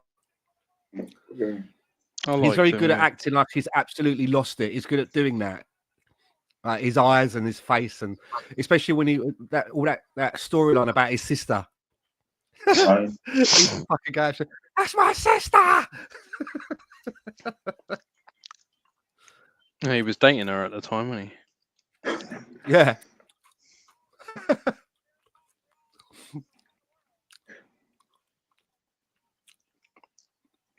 Good theme tune, Ahmed Johnson, one of the best ones. I totally forgot Ahmed was on this.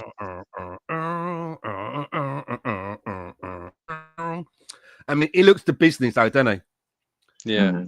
He does look the business. You look like, fuck, I want to mess with that guy. And you wouldn't, because he'd actually really hurt you. For real. You're like, you're not supposed to do that. Yeah, what a rush.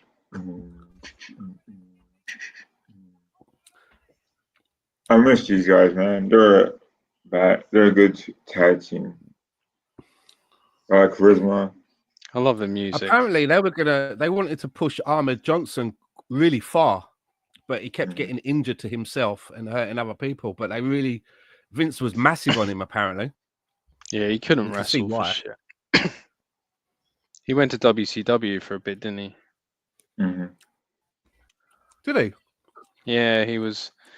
When Harlem Heat broke up, he went with Stevie Ray and became Harlem Heat That's 2000. right. Was it Hard 2000? Yeah. Oh, He was huge though. He's put on so much weight by then. anytime you take a tag team that's already been there and either call them the new or put 2000 at the end, it's never going to work. Do you know what I mean? The new Freebirds, the new, you know what I mean? LOD No words. 2000. Heidenreich. Isn't it? Jesus Christ. Man. Good part and all, but couldn't wrestle. Another one, big guy, just couldn't do it. Vladimir Kozlov.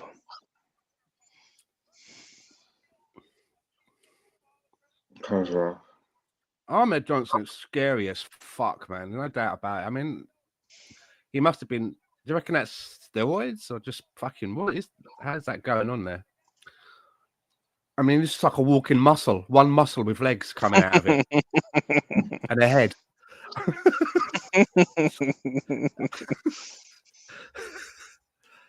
Fuck. It's like if you went up to him with a pin and put it on his chest, it'd be like a balloon. He'd fucking fly out of the arena. Fuck. It's so tight. It's That's funny. Yeah, I was never really a fan of his, but It does he look just the business though, don't it?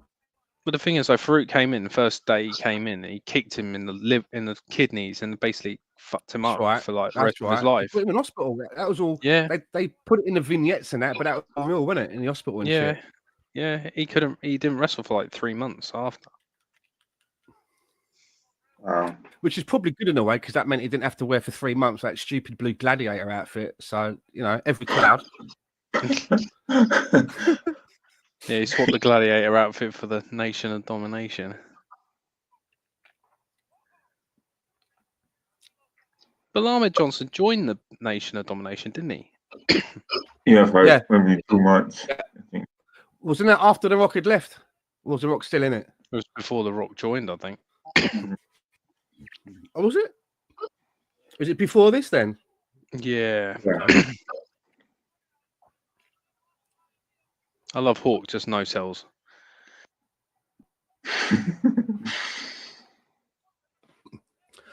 I like The Rock's kicks. Have you seen the way he does his kicks? He like shakes his leg and kicks, like stamps on them. He does this like really weird leg thing. So what's that all about? Like he's revving it up. It's like a leg jerk.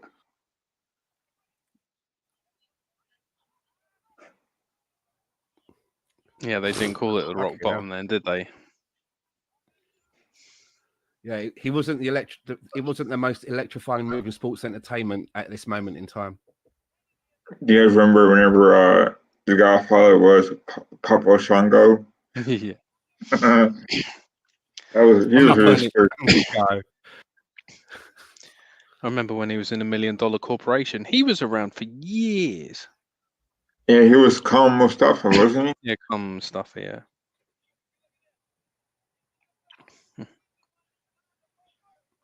He looks like another wrestler. I can't think of his name. Savio, is it Savio Vega? Yeah. Savio Vega was in the Nation of Domination as well. Yeah, he really looks like the Godfather, but a smaller version, slightly smaller in height. Good wrestler as well. Yeah? I think Savio Vega was also.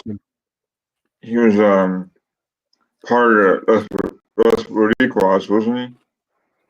Los Boricuas, yeah. Yeah. That's it, Los Boricuas. Remember the two blokes that used to come out of Nation of Domination doing the rapping? Yeah.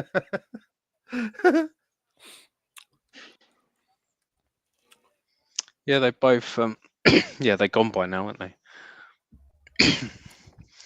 Clarence Mason was their manager.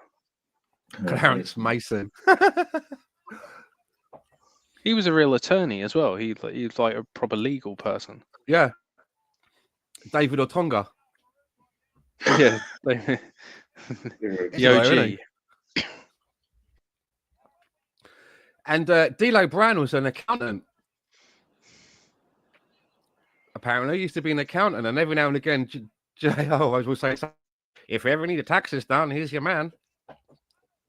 That was IRS. But he's like to say stuff about accounting and if anything doing because he was probably like he was a qualified accountant. And if you remember D'Lo Brown when he first came in, he used to wear like a suit and that. Remember, he didn't wrestle. It took ages for him to be able to convince them to apparently, and then they were really like pleased with what he could do. But initially, they didn't want him for that. They just wanted him to be like a, with Clarence Mason and all that. As part of the entourage.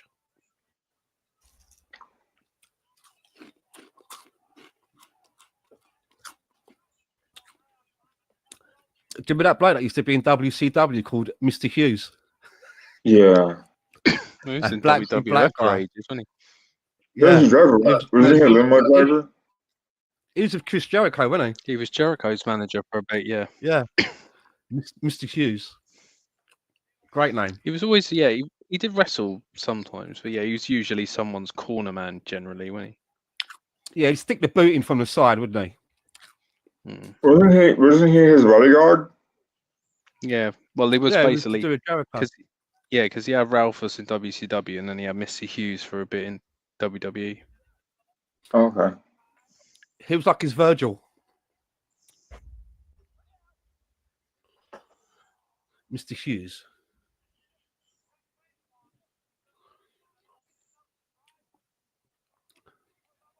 Do you think they'll ever get to a stage where they'll start running out of wrestlers? Mr. Hughes will be inducted into the Hall of Fame. No, I don't think so. Because I think there's a lot of people who are still deserving Stan. They're starting people in like Dink, not Doink. I think they've done Doink. I forget Dink now, the little one. Max Mini. Well, they got to put Sid in it first, don't they? Yeah, and Renovator too, I think. Drew Carey's in the Hall of Fame and he's in there ahead of Sid. That's out of order. That makes no sense. Drew Carey is in the Hall of Fame and Sid isn't. I bet Ron Simmons is loving this. Giving him a few potatoes there. Have that, you bastard.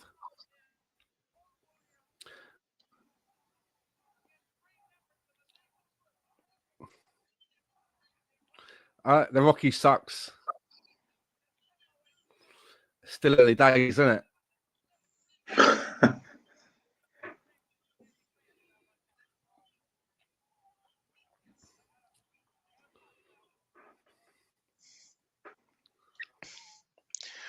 Ron Simmons, former WCW champion.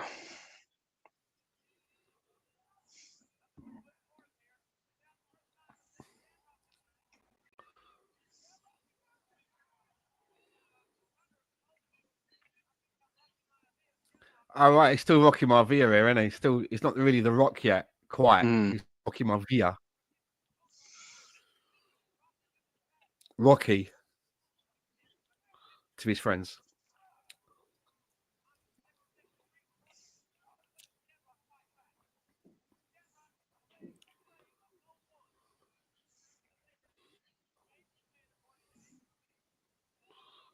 Quite enjoying this match, actually. Yeah. Good participants. I like Shamrock. Yeah, I like Shamrock as well. Again, he looks like the real deal, doesn't he? Like he bumped into him to a bar and be like, "Sorry, mate, can I buy you a drink?" Yeah. Isn't it?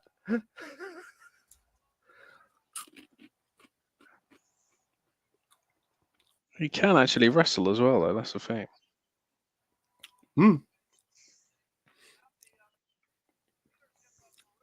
He should have been the champion, I reckon. Did he ever have a mid title like an IC? Yeah, he had the IC a couple of times, yeah, but he never got the world title. He's probably just about 3 inches too small in height back then for Vince. That's the problem.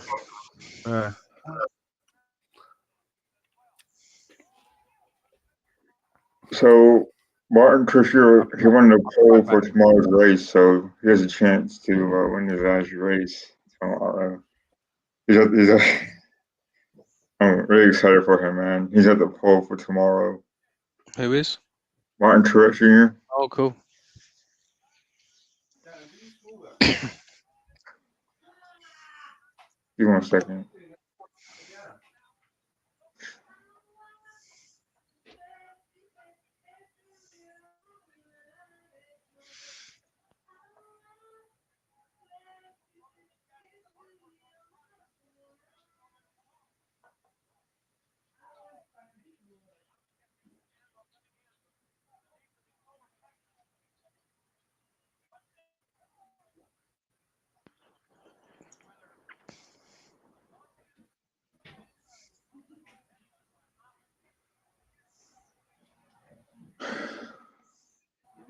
To music, I thought nothing. Yeah, listen, you're gonna distract yourself with music. At least fucking distract yourself with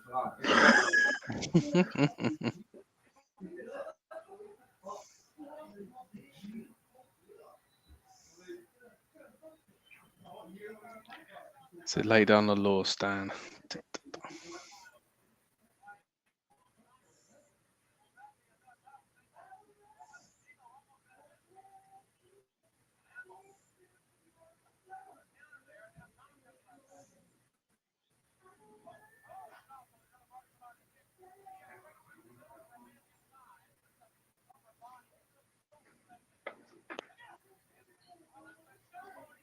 I'm excited, pal.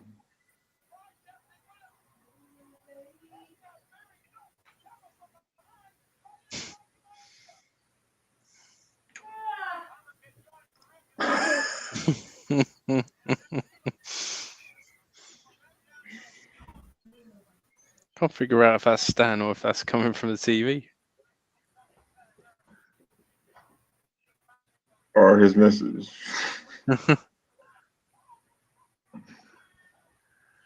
We're showing her some old wrestling moves. and she'll say, "Oh, women."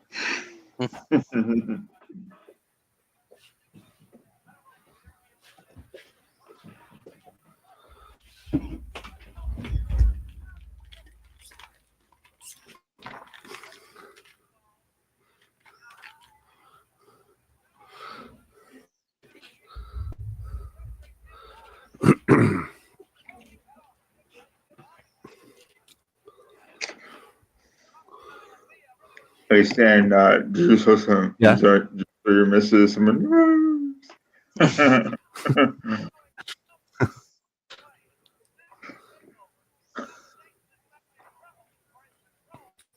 guess not.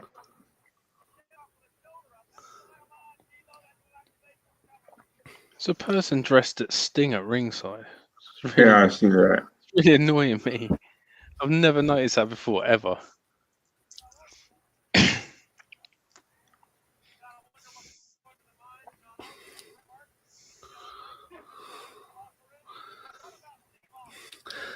So you can imagine now, in when this was happening behind the scenes, it must have been total panic, right? Yeah, I can't Still imagine not a dress really knowing what they're going to do, right? Do you know what I mean? How they're going to finish this thing? Well, I'm kind of surprised that Triple H didn't have a match. Triple H was apparently the one who was behind the whole screw job idea. Like, you know, we'll just make the decision. We'll just do it. And Vince was apparently Vince was a little apprehensive. Well, Cornette said as well. Yeah. Did he say that as well? Yeah, he said that he actually thought of the idea, just take the belt off him, just screw him, just take the belt off Bret Hart.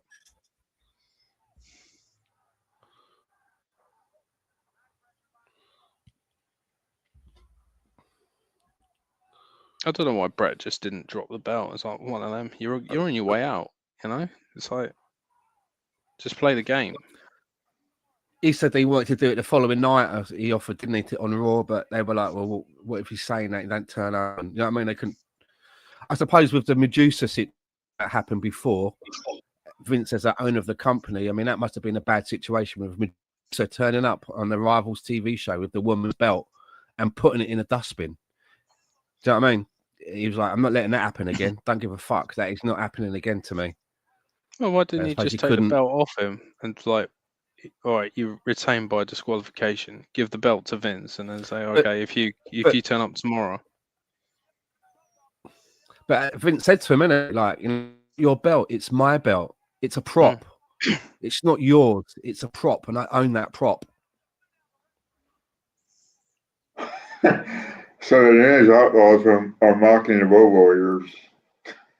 He just threw a bowl of cocaine in that bloke's face. Bloody hell, D'Lo, what was that?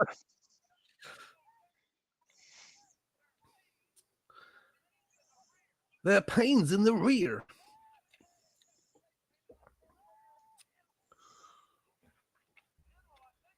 For me, though, Russ and the King are my best commentary table. It just works so well.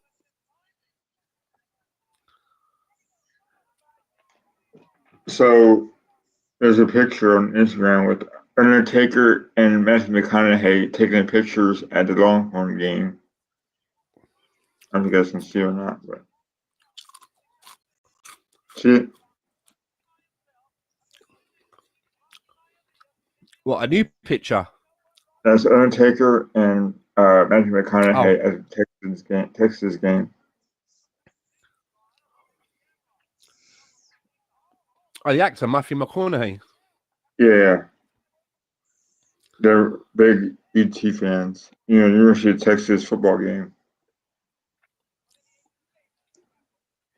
Yeah, it seems like Vince and the Undertaker are quite pally, aren't they, outside of work? Seems like it. Well, they did work There was together something for else a that long, was on. long I time. think it might have been a boxing or something that was on, and you know, you have celebrities there, and Vince and Undertaker were walking in together. Now they weren't both just present; it looked like they travelled there together as mates. You know? Yeah, it was a Saudi one. I think it was a Tyson Fury fight. I think. Yeah, I think that's it. One of them. I was watching Well, that was thought, when he oh, was I heard still that. with WWE. I think that was before he left. No, I think it was after. Oh, it might have been. I think it was after. I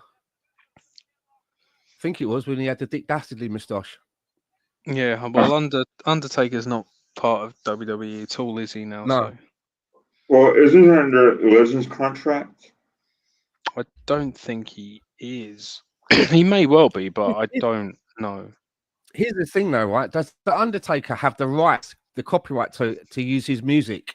Because you know, some wrestlers get a deal, some don't. You know, to use their name or whatever.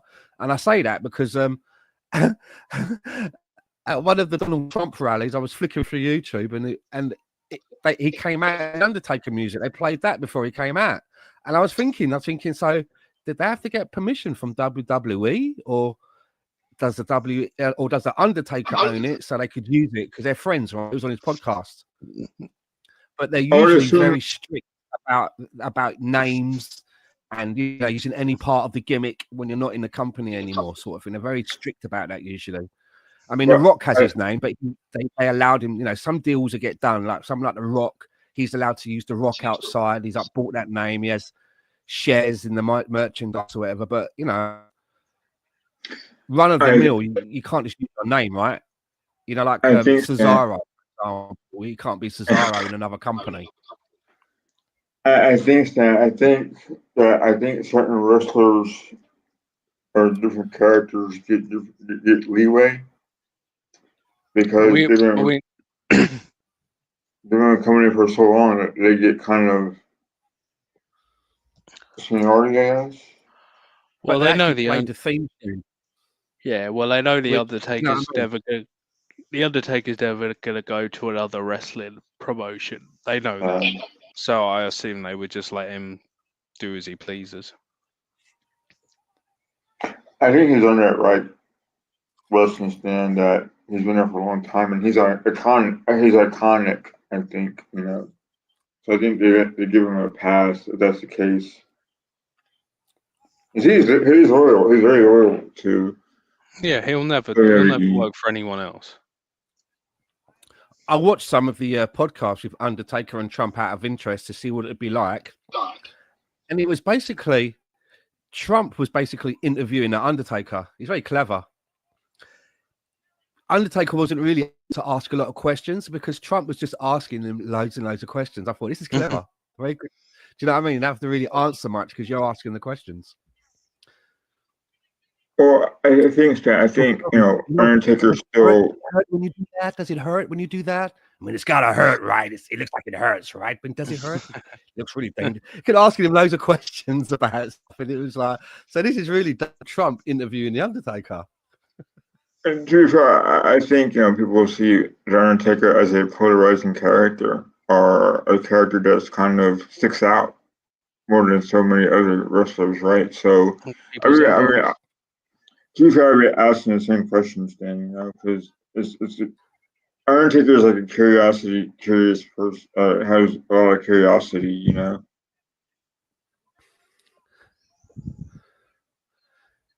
To make that gimmick work for as long as he did, do you know what I mean? Yeah, I mean, he changed it up every. Quite a testament. Yeah, I mean, he changed it up every couple of years, didn't he?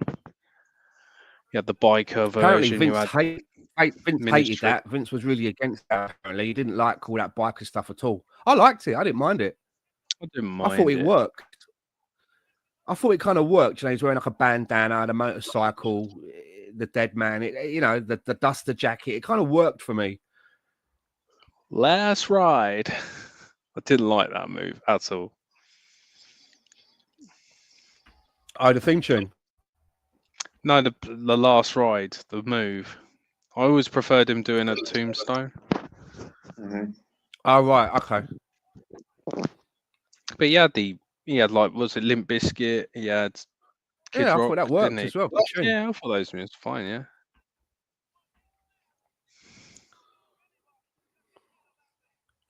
Rolling.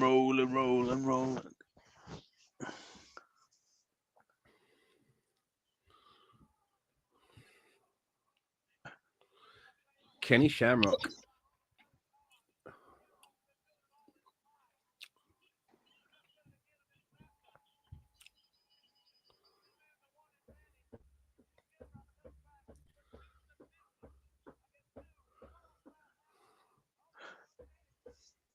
That's funny. I like Ken Shamrock. The Rock's just funny. They had some good matches between them, though, didn't they? I've got a commercial coming up. They're talking about the attendance.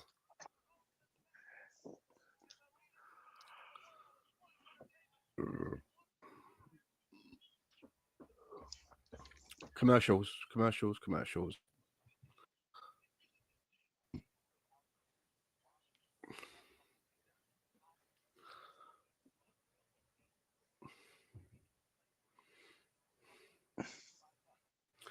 Really? 2 Whopper Juniors for $5? I'm interested. That's a good deal. What's that? 2 Whopper Juniors for $5.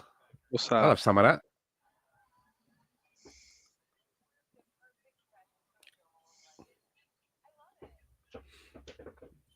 I wonder if that's in Canada.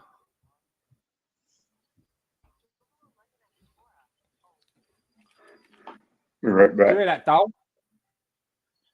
2 Whopper Juniors for a $5.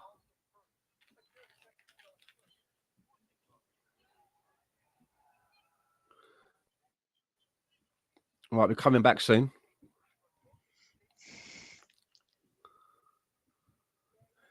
I've got the DX music playing now. Are you ready? That's what I've got. BX. From the chat box.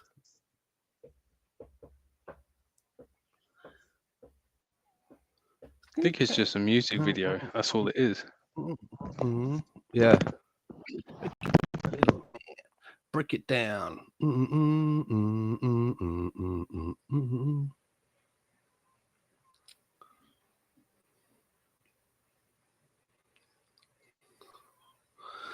I quite like the X-Pax theme. It's similar as well, isn't it? It's like a remix.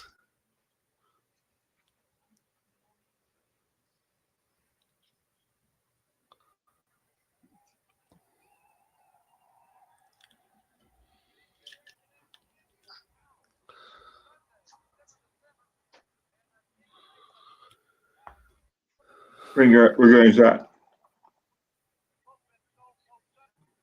What's the next match? Is it Steve Austin? Yeah. What number you guys Right, at? I'll be right back. I'm at 156.30. Okay. Lawler and King. Someone's Okay, got a I'll sign pause up. it. Give me a can of whoop ass. I'll pause it. Okay. 156.52. Now they're showing the background of the fight in like the vignette.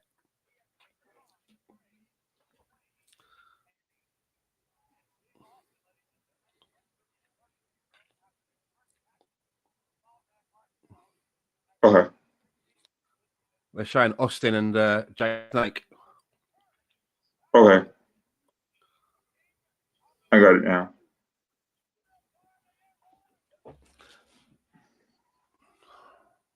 I'll be right back before it starts. Okay.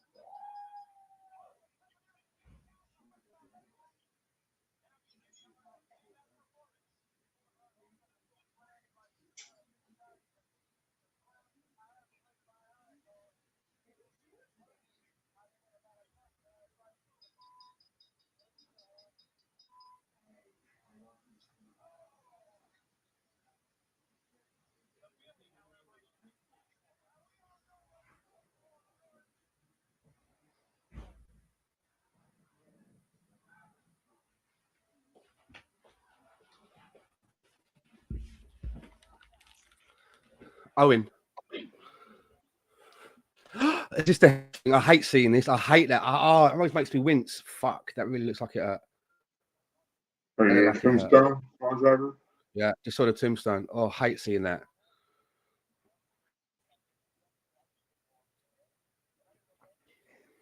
I think Stan, had he not had an injury, he would have still been wrestling past 2000. He's still done that. He's still done that end bit with the roll up and that, and he's on top of him, and he's like, "Oh, can you imagine that? His neck's hurting. He's got someone on top of you." Fuck that shit. Mm-hmm.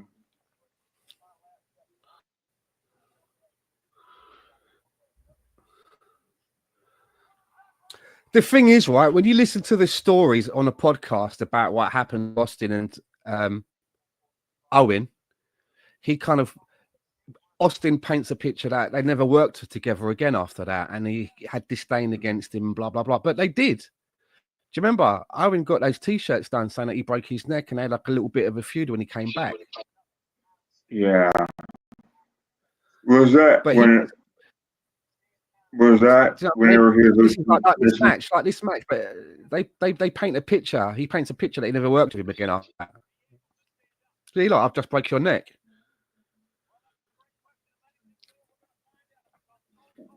Wasn't that when he joined the New Domination Nation Domination? Oh, was that when it was like I just want to be a good guy. Yeah, when he was a Canuck. Enough is enough. It's time for Yeah. change. Love that.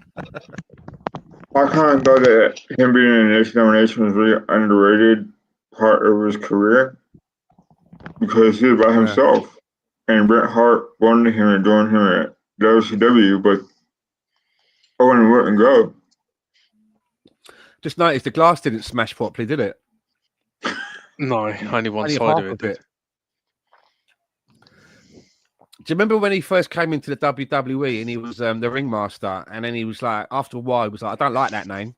So they all sat down to come up with names, and the office were found names that they were coming up with. The best one, Frosty McFang. No, it was Chili McFreeze or something, wasn't it? Chili McFreeze was one, Frosty McFang. And that's the bottom line, because Frosty McFang said so. I mean, Frosty McFang. There was another one. It was Ivan something. It was really old. G McFreeze. What the fuck is that all about? That's like a Batman villain. Yeah. Frosty McFang. Well, they definitely struck gold with Stone Cold. When I first heard of him, I thought it was something to do with the $6 Million Man. I was like, oh, Steve Austin. We can rebuild you.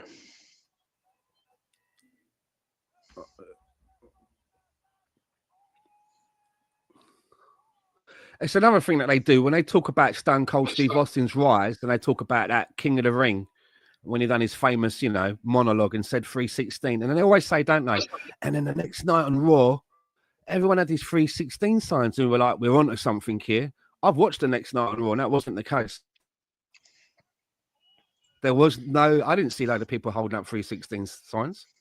It took a couple of weeks. Do you know what I mean? Kind of grew organically, didn't it? But that's wrestling. It's always a work, isn't it? It's always. Even though you can go back and watch it yourself. Yeah, even though you can go back and watch it and go, that ain't the case. They're like, no, that's what happened.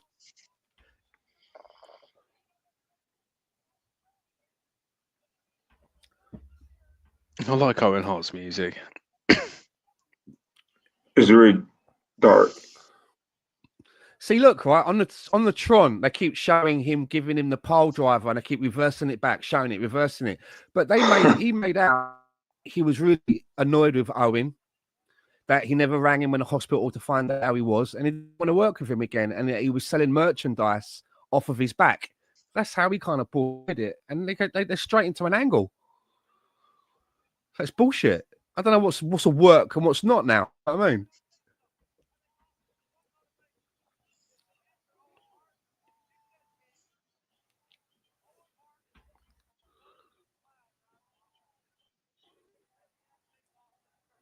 Oh, the Font and Furnace are back.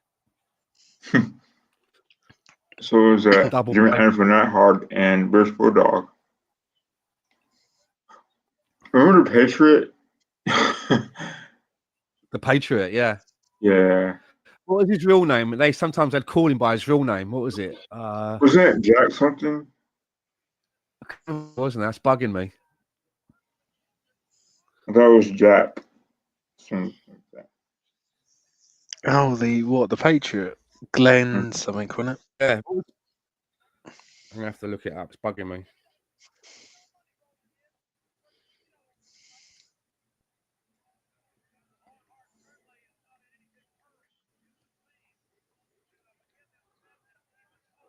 No, it's Del Wilkes. That's it, yeah. That's it, Del Wilkes.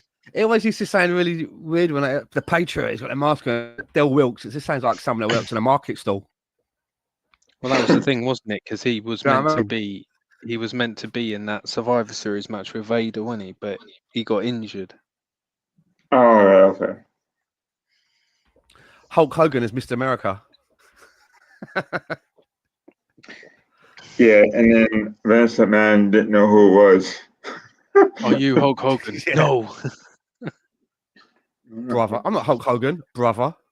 It's that lie detector test thing they had.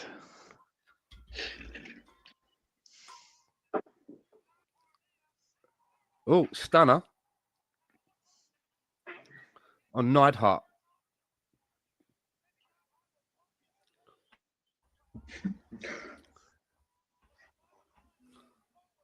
What a maneuver.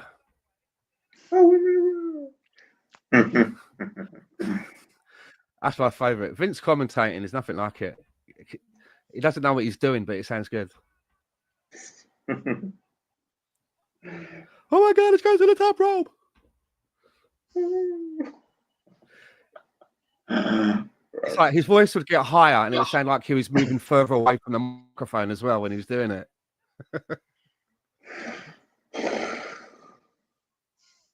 Oh my God, he's going to kicks out. No, he hasn't. What a maneuver. Brilliant. What a maneuver. Oh my God, this could be it, ladies and gentlemen. He's going kicks out. Considering he's been a man who's been around wrestling his whole life, he doesn't know what any of the moves are. They're just great maneuvers.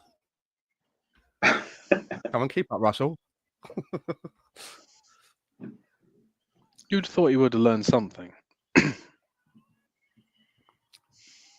He's brilliant, though. He just sounds like a cartoon character. What's he doing? Look at this. Brilliant how he does that. Look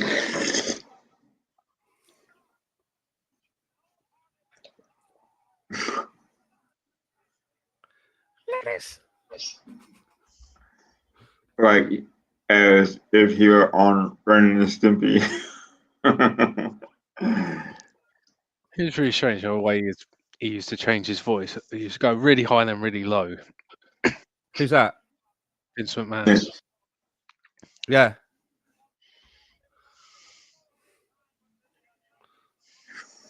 Isn't that Mike Chioda refereeing this match? Yeah. Mike Chioda. I think he's very, very good at refereeing big matches. Mike Chioda.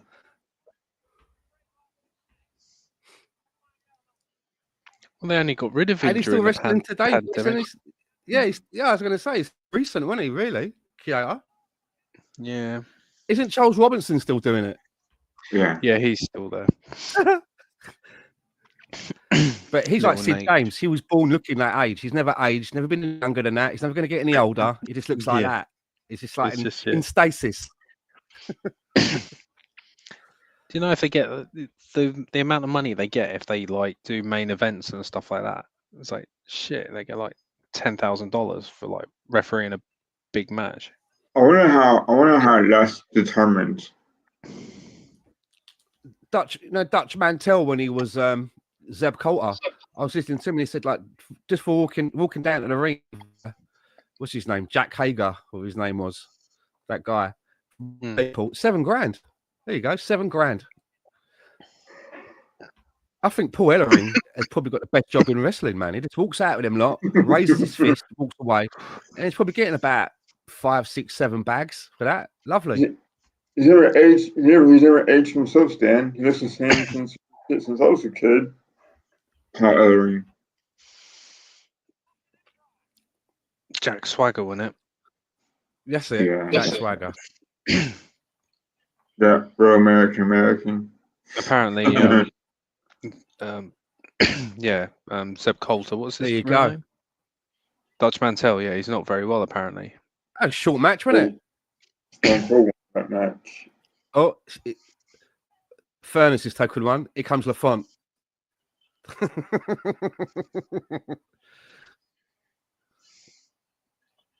Yeah, I do miss Vince on commentary though. It's just used to crack me up. When his voice used to go high and he get higher like he was going away from the mic. Love it. Well, this is the first pay-per-view post that he never does it after this, does he? No. No, he's man now, isn't he? Yeah, Well, he's done. After He this, doesn't do. after this, yeah. Yeah, he doesn't do any I didn't commentary screw anymore. Brett. Brett screwed Brett. Have you seen the Brett documentary that runs along with this, where you actually see the camera in the corridor and everything when he goes into the office to see Vince, and he lets Brett punch him in the face, isn't it? And you see him come out all like his hair's all over the place, and that, isn't it? Vince. Yeah, he's like. It's like someone that's just been smacked in the face, doesn't he? The way he's walking. Yeah, Wrestling with Shadows or whatever it's called. That's it. I had that on DVD. I bought that years ago.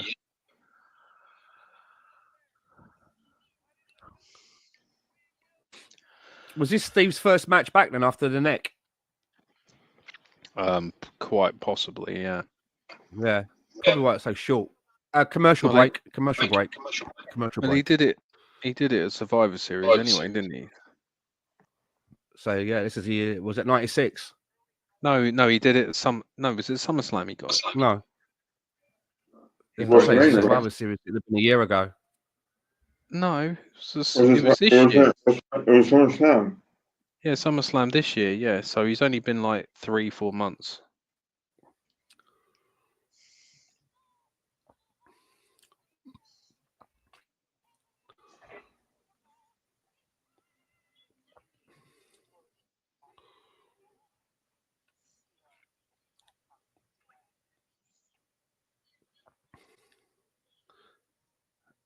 Okay, we're back, and it's Ahmed Johnson and some vignette. Just a wrestler. This is where you know he went to Florida State. 28 pounds.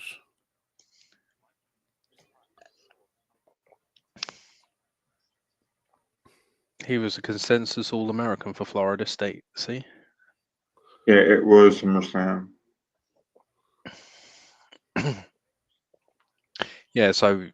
So Owen Hart broke his neck he broke Steve Austin's neck at SummerSlam. So yeah, this must have been his first match back.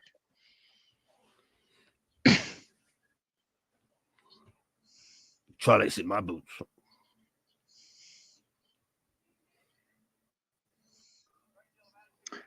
You know, it's funny because you bring up SummerSlam, Russ, and I'll be right back before this starts. so when I was, I think, 15 years old, I was able to watch SummerSlam, WrestleMania, SummerSlam. I think it was also Slasher Reach for free on cable because it was on, and I was like, "What? We didn't pay nothing for it on TV." I'm like, "Wow." Yeah, you were lucky. I think it was on a bit for like it was a free pay-per-view kind of thing with the cable company. There was no way my dad was paying for me to watch wrestling. Not the pay-per-views. He would pay for like Sky or whatever, but he wouldn't pay for like pay-per-views and stuff. Extras. Yeah, he was like, nah, no chance. Yeah, no chance in hell. Yeah, pretty much. That's what he said to me. Wow.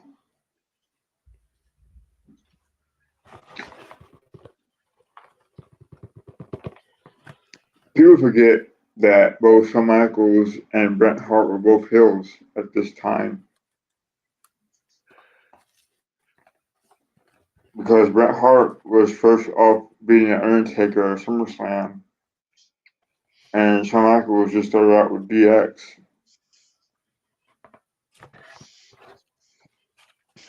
Well, that's the thing, though. Bret Hart's just a face in Canada, isn't he? So Yeah. it worked out quite well, really. But Shawn Michaels, when he refereed matches, he'd always made some dumb mistake. So I never trusted him in matches. Especially one with the Undertaker and Shawn and the Triple H match in WrestleMania, the first time, I think it was. I was like, oh boy, here we go.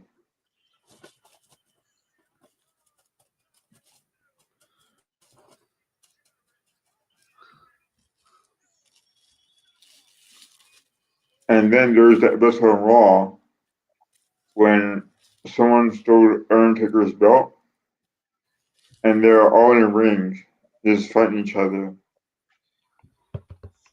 And that was very good too.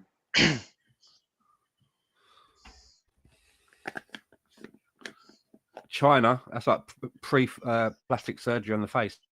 Isn't it? Rick Rude for the briefcase. This is very early, isn't it? Rick Rude. It's an early DX, Dan.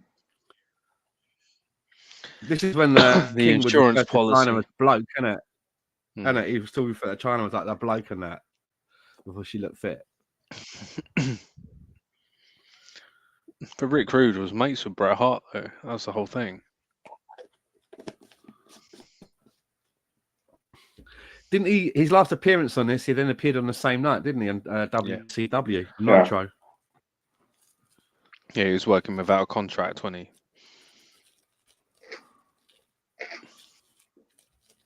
still a fit guy though, isn't he? Even though he's not. So it's still very. It didn't. You would think now that if he was for the he was supposed to have here, you'd think that he'd have been like doing more of a Paul Heyman thing on the mic, but he didn't really say much, did he? No, but I think You know it what I was mean? more like It a wasn't like a lawyer. mouthpiece.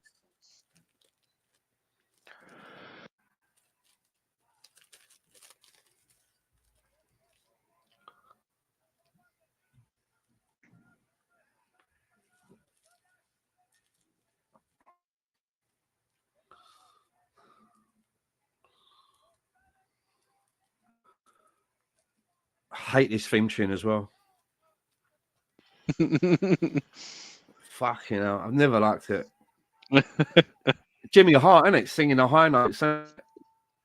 Jimmy Hart wrote this shit. I thought it was Sensational Sherry Apparently. used to. I think she's singing in it. I think Jimmy Hart wrote it and is Well, harmonising as well. she but sung yeah, it originally. Do you remember when he first? yeah, when he Sherry's first. in there. Yeah, Sherry was singing it originally, and then when she left, he sung it instead. Oh, is that what happened? Okay. Yeah, because if you listen to like in like '93, Sherry's Right. singing the music.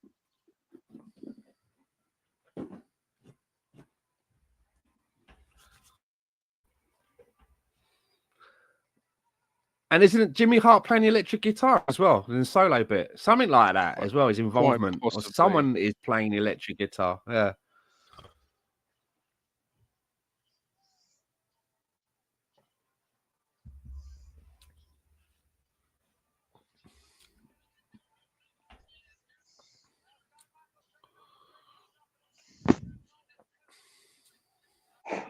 HBK equals fag.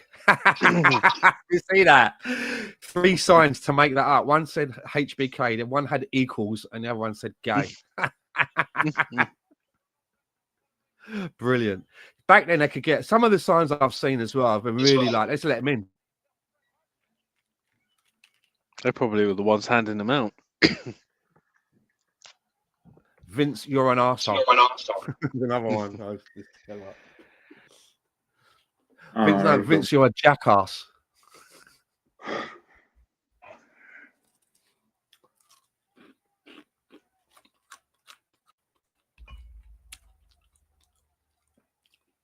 Brett thought it was all real, though, didn't he?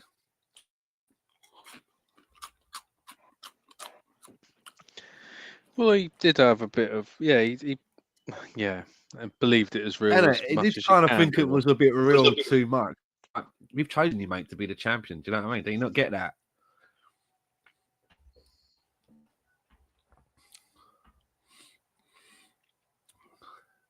Very bitter individual, though. Oh, Brett, yeah. He hates everyone. Everyone. He hates Goldberg anyway. He hates me. He doesn't even know me. I wonder if he hates Raven as well. Who? Raygun. Raven. I thought you meant Raygun. I thought that the Australian breaker on the Olympics. So like, what? Probably. I hate her. Again.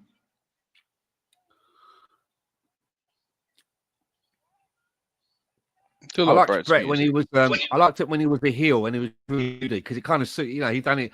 I think it was like they were like, you know what, Brett's always moody coming to work. What are we going to do? I don't know. Let's just make him a heel and let's talk about it on the mic. Yeah. So that we don't have to fucking hear it. He had like real gripes and he would just do it on the mic. I like that.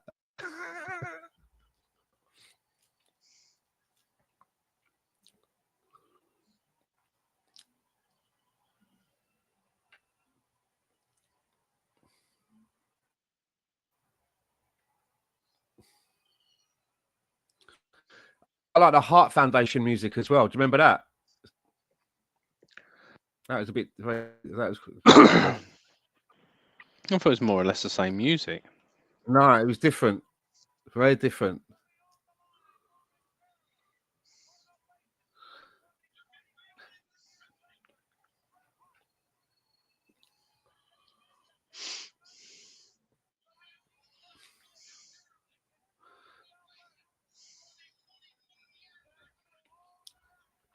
I really hate that wrestler hairstyle as well. That wet, scraggly ramen noodles Greasy. look. Yeah, greasy.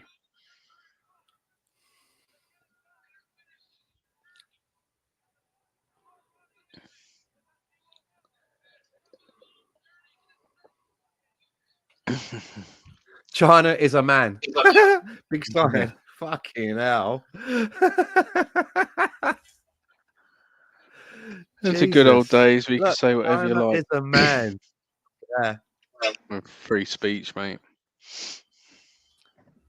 You've done that today, that person would be identified, put on social media, and Yeah. they'd be fired from their job. Mm. Cancel culture Cancelled. has been. I reckon Trump will stop all of that, a lot of that, don't they? There's another sign. Rick Rude would rather be in China. Fucking Well, hell. he is going to be in WCW tomorrow. Then it goes downhill after that. with Goldberg.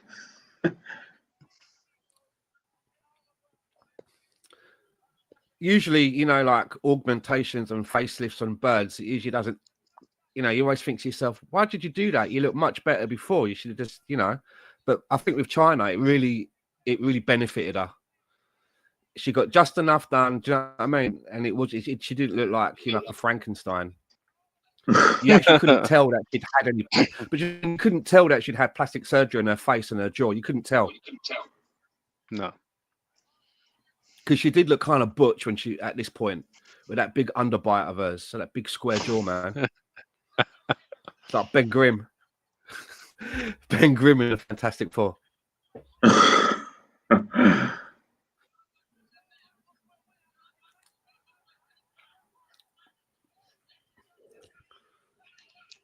But whenever What I like about this as well is you look at he rings the bell and leaves the ring. It's all done in one action.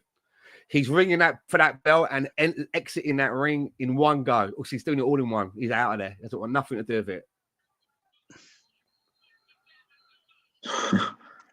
Earl Hebner was a liar though, because he was in on it. You see how fast he rings that bell and leaves that ring? He just left that ring, went up the ramp, went out the back, got in his car and drove away. He didn't stop. All one in one movement.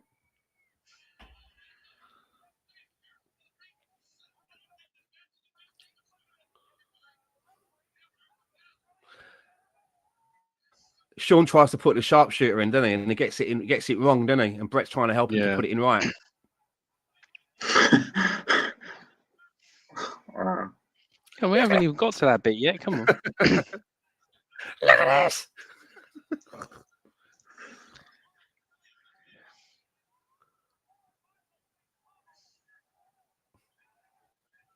In the crowd, great.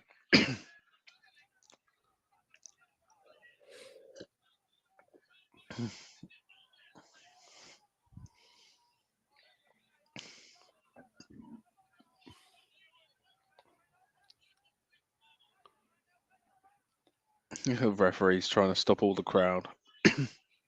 Pat Patterson. At least Canadian, so he's all right.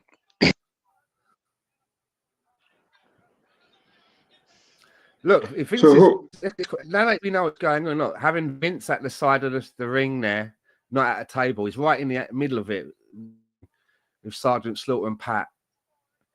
He must be shitting himself.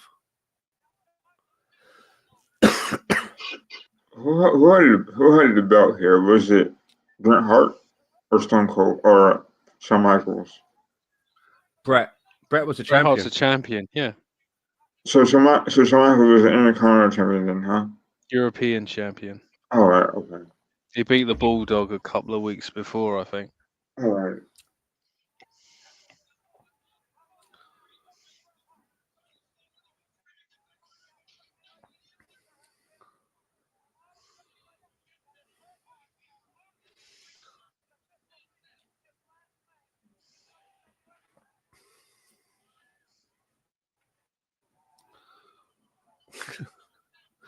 Pat Patterson's chef suit top looks like a old school mafia guys.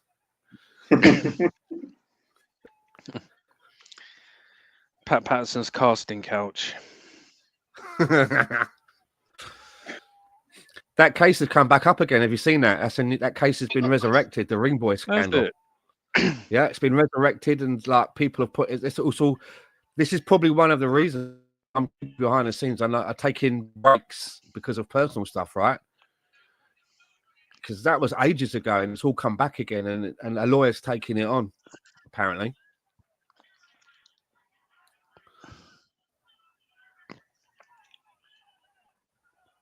Kicked him straight in the nuts.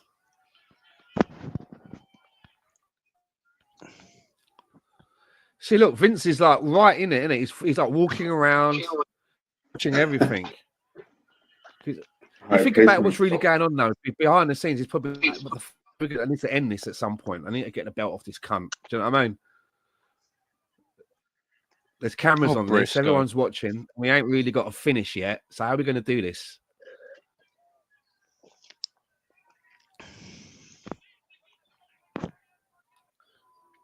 At this point, Brett thinks it's another day at work, right? Do you know what I mean? It's like, yeah, here we go. It's another day at work.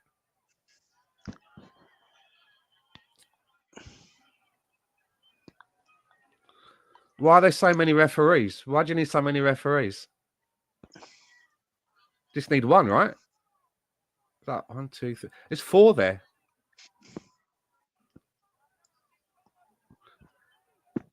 Let's just stop them beating the shit out of each other, innit? Yeah, but it's a match. You just need one referee, right? You only have more referees when someone else runs in.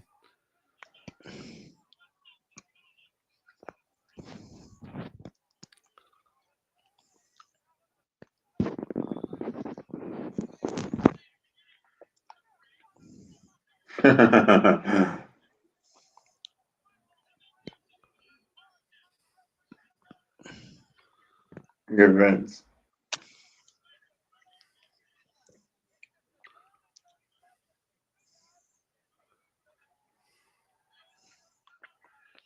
Slobber knocker.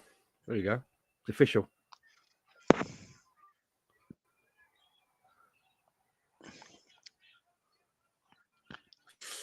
Bet that. Bet that and all. Tim White, is he still there? He's dead, I think. He died like 2 or 3 years ago. Yeah, because his brothers came out. Am I ahead of you? Have you seen Bret Hart with his fire extinguisher yet? Where you guys a at? couple of seconds in front of me, I think. Oh, yeah. Now they're going into the tunnel. What was his brother Alonzo? What happened? So his brothers, I think it was a Hall of Fame induction ceremony with the Undertaker and all that. I think his brothers addressed the audience and thanked them for everything and all that. And they talked about Tim White, their brother, in the audience. They were talking on the ring. I think it was like 2021, or 2022, right? When the Undertaker got inducted in the Hall of Fame. Mm-hmm. So I think it could have been a little bit before that, if I'm not mistaken.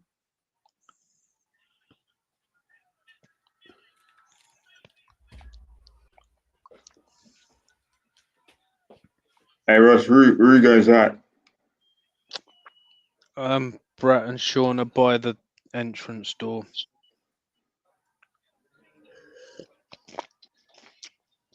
Where are you at?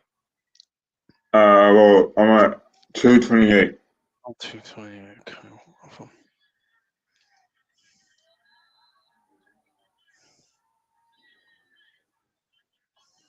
Yeah, we're at 228. Yeah. Oh.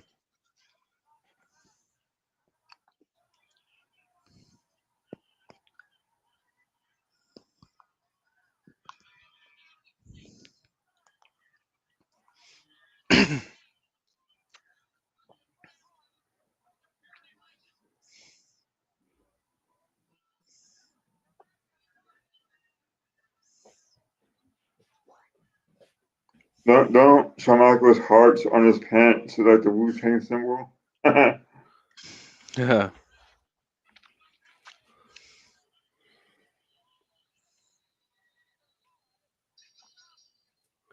Do you notice that the hearts on Shawn Michaels' pants are like Wu-Tang symbol? The Wu-Tang, Yeah, yeah. I always thought it reminded me of the Ultimate Warrior as well. But yeah, I can Oh, see yeah. that. Yeah, Wu-Tang. But now you said that, I see it straight away. Yeah, but I always used to think of the Ultimate Warrior. But yeah, it's more of a Wu-Tang.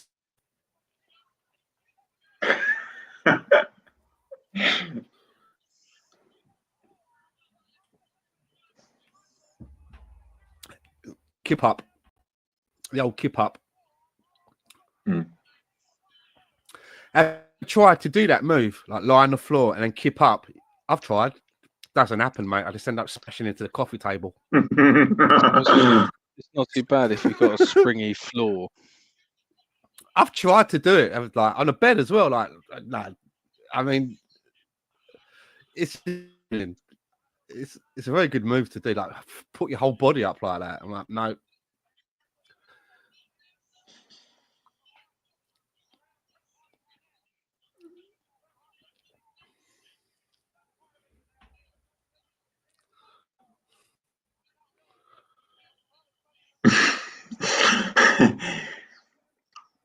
Shawn Michaels shows a lot, huh? He's funny, man. Coming. Punch face. May not have liked each other, but they got good chemistry though. Oh yeah. Up until this match as well, to be professional in what you're doing, right, and not lay it in, because they fucking hated each other, right? Yeah. Yeah, neither of them ever took liberties with each other. Well, apart from into this match. Do you know what I mean?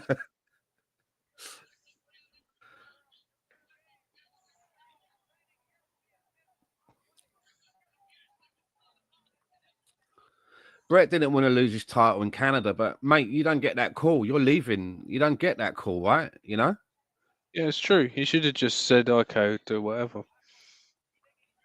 He wanted to win this match in Canada and then drop it the next night on Raw, but you don't get to make them decisions. And said, "You don't own this belt. I own this belt. It's mine. It's a prop. I own this fucking prop, like I own the ring and everything else." I think there's a sort of an unwritten rule that if you're in Canada and you're Canadian, you generally win.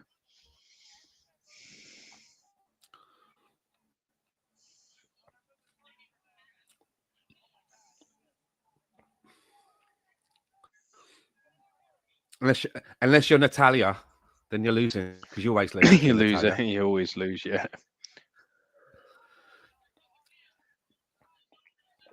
I always thought she should have been used a lot better than I think she should have been much used better than what she is, because she's a competent wrestler and she has that lineage, you know, like a Randy Orton. But they use her as a fucking fart, don't they? They always use her as an idiot. But I think she should have been projected better. Yeah, she should have won way more belts. Do you remember when they actually gave her that gimmick where she was farting? She had like a wind problem. Like, what? Yeah. Really? Do you know what I mean? She's giving vignettes and then the fucking person with the mic is holding their nose and that. How embarrassing. And then she would always team up with Beth Phoenix, right? And they had a little I say how tag. embarrassing, but I say how embarrassing, but if I was getting paid what she was getting paid, I probably would have got my arse out as well. So, you know, keep it in context. Kiss Miss Vince McMahon's. How much? Yeah, go on then. 10,000 big ones. Yeah. Yeah, watch me pucker.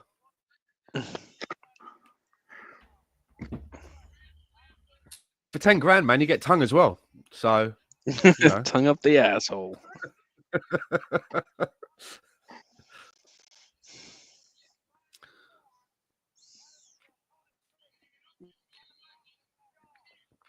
Yeah, that geezer went all the way to the event with his Sting face paint on. Brilliant. It's dedication. In all the times I've seen this, I've never seen that before until today. I've seen NWO signs at pay-per-views and stuff like that. on Raw during this period. Yeah, they've I was got like, them how'd on they get there. that in?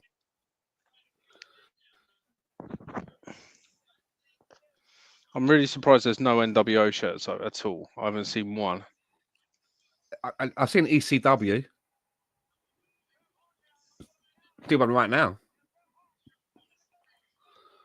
That's Here how we they're go. quite dressed as Sting. It's just really weird. I love if it was a real Sting. That'd be so funny.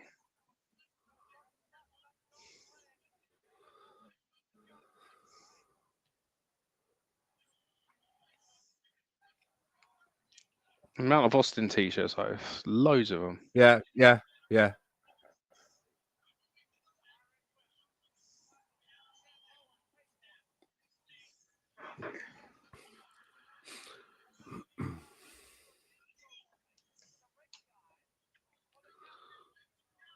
a lot of Austin shirts. Yes, and I see that ECW shirt as well. ECW. Yeah, the geezer's going mad, isn't he? ECW.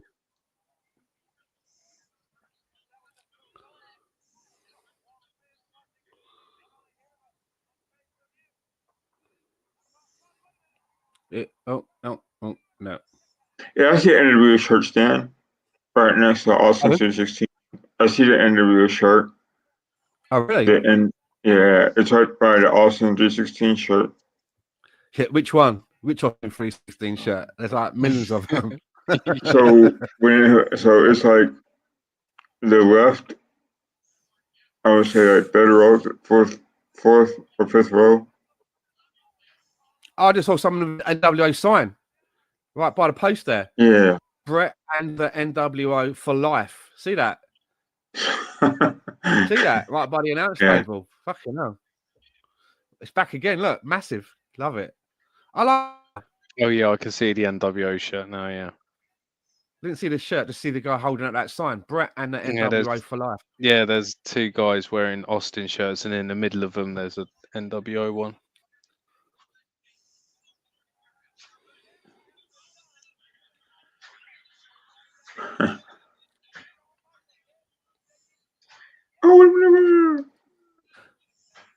Now I'm not watching the match. I'm looking in the crowd for an NWO shirt. What's going on here? He's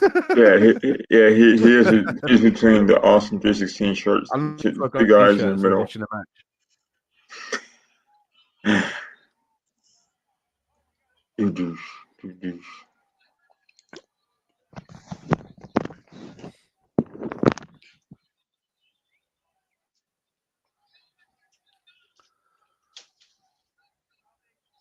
Brett sold out.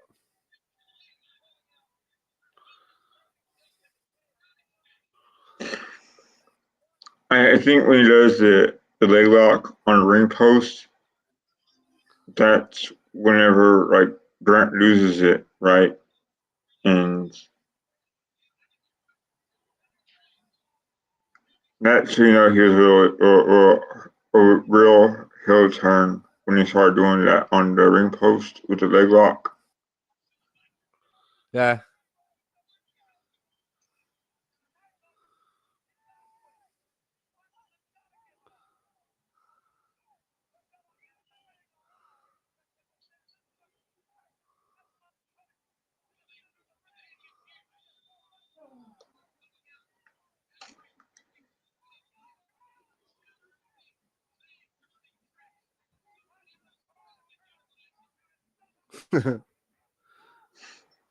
What'd you say, HBK? No, God, no.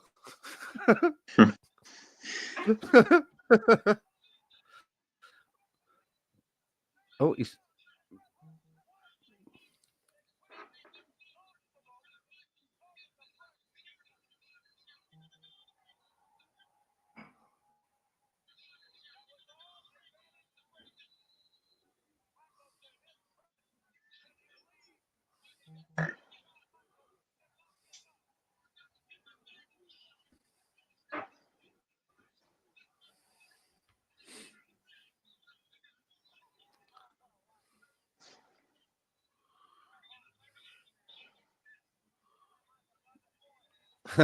Another sign, DX. It's DX. It goes extremely, extremely queer.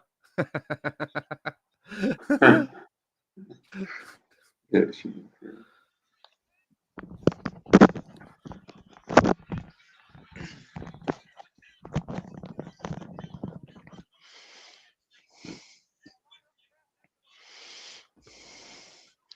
Figure four, figure four.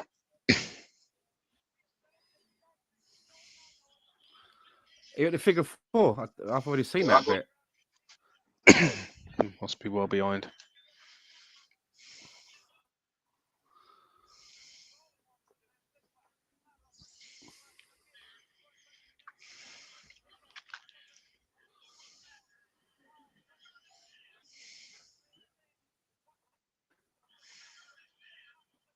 Backbreaker. That's who I am. Just a backbreaker. Now he's climbing up. He's going out to the top ropes. He's going out to the top ropes. Oh, good counter. Just straight into the ref. Off the top rope. That's who I am.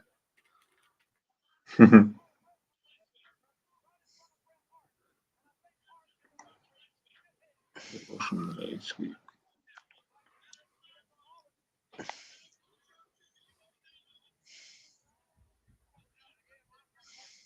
Right to the face.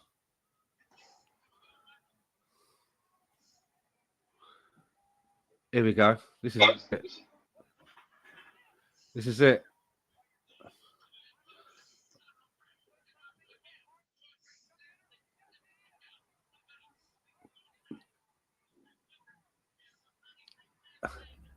Ebner's out of there. See you later. Must be about 20 seconds behind you.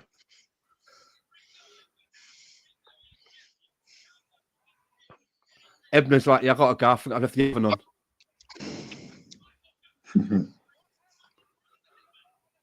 NWO shirt, loud and proud in the crowd. Oh, so you see it then. Yeah.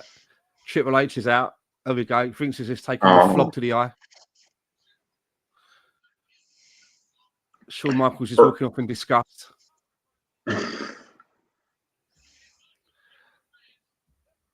Joel Briscoe's like, just get the fuck out of here. Come on. Keep walking. Don't stop. Keep walking, Shawn. Don't look back. Keep going. Briscoe, come on. I said, keep going. Briscoe's on it. Briscoe, see Briscoe like, don't fucking stop, you cunt. Get the fuck out. That was a quick finish. All right, see you later. Thank you for coming. Good night. That was it. Like, yeah, bye.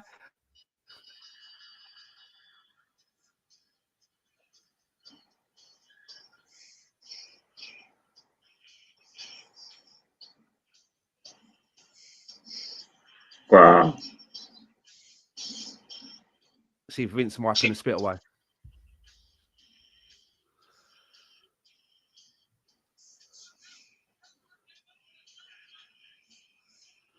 Joel Briscoe. But Shawn Michaels actually looks like he doesn't know anything about it. Yeah, he's fucking selling it. Selling is being pissed off, isn't he?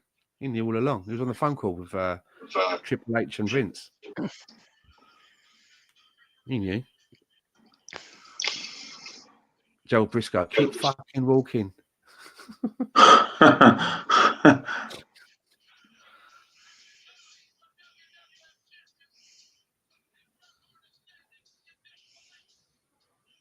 was ahead of you guys. Sorry. All right. Wow.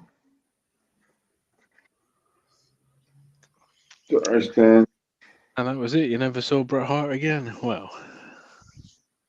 because there's other footage in it where you see him standing in the ring at the end, and he's going like smashing up. He's doing like WCW, and he's writing it in the air, and then he's smashing cameras, the monitors, and that. You saw Vince wiping the flob off, but there's another angle where you actually see him fucking deliver. Do you know what I mean? That was a good pay-per-view, man. It was. Yeah. You have to say that the ending of that pay-per-view is responsible for maybe changing the direction and the face of what wrestling became, right? Because you had it heralded in the birth of the Mr. McMahon character. Instead of being Vince McMahon, the owner, he became Mr. McMahon, you know, the on-screen character, and it was a real. It's a blessing in disguise, right? If that makes any sense. It's a good thing that it happened, because it's one of those things that years later you're still talking about it. It's a bit like Maradona's hand of God.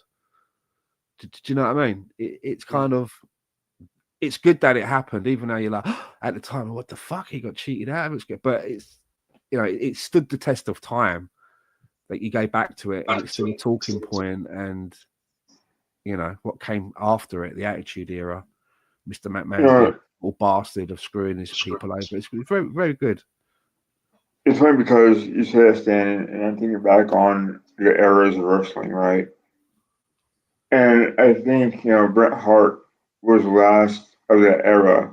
We had Hulk Hogan, Macho Man, Dick the Snake, Bruce Briefcase, Ultimate Warrior.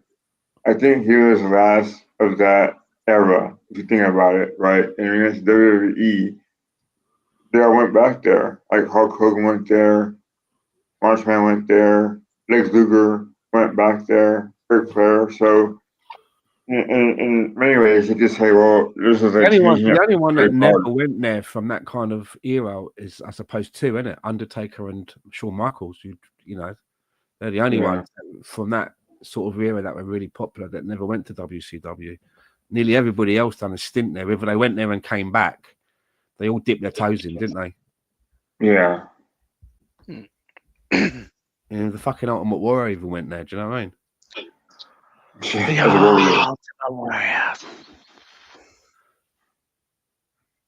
what are you guys' thoughts? I know Stan had to say, Russ, what are your thoughts on tonight's pay-per-view watch along?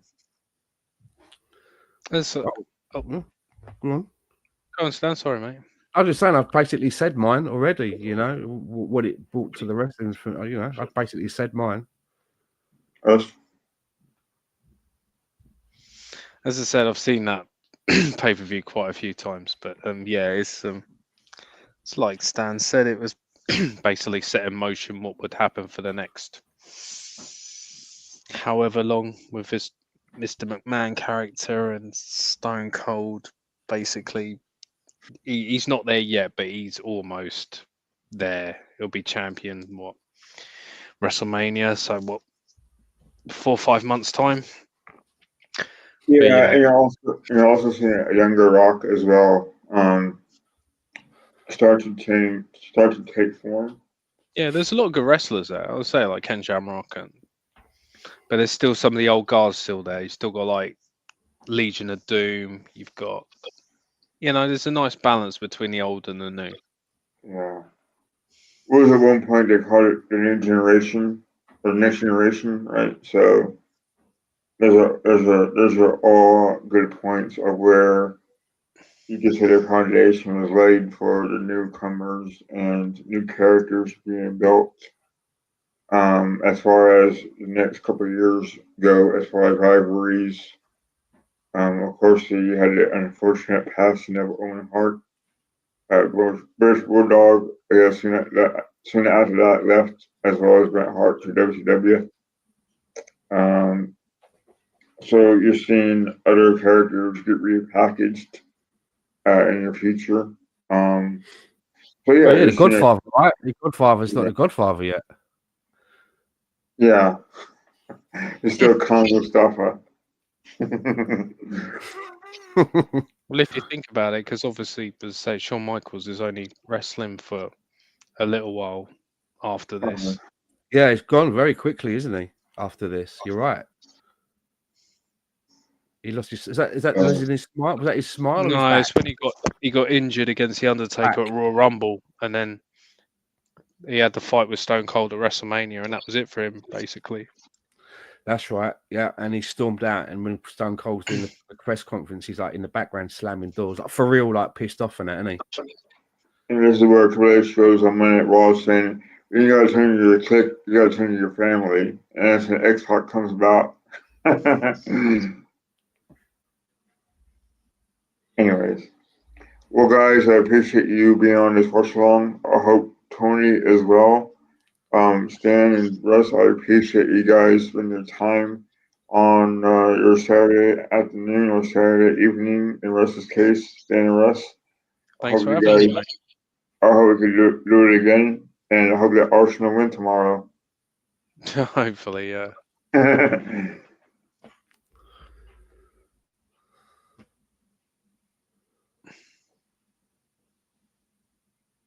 Any last words? Oh, okay, we're still going. All right. Yeah, 3 hours isn't too bad, I suppose. All right, guys. Thanks a lot, and take it easy, and see you guys soon. Bye. See you later. Take care, guys. I'll speak to you later.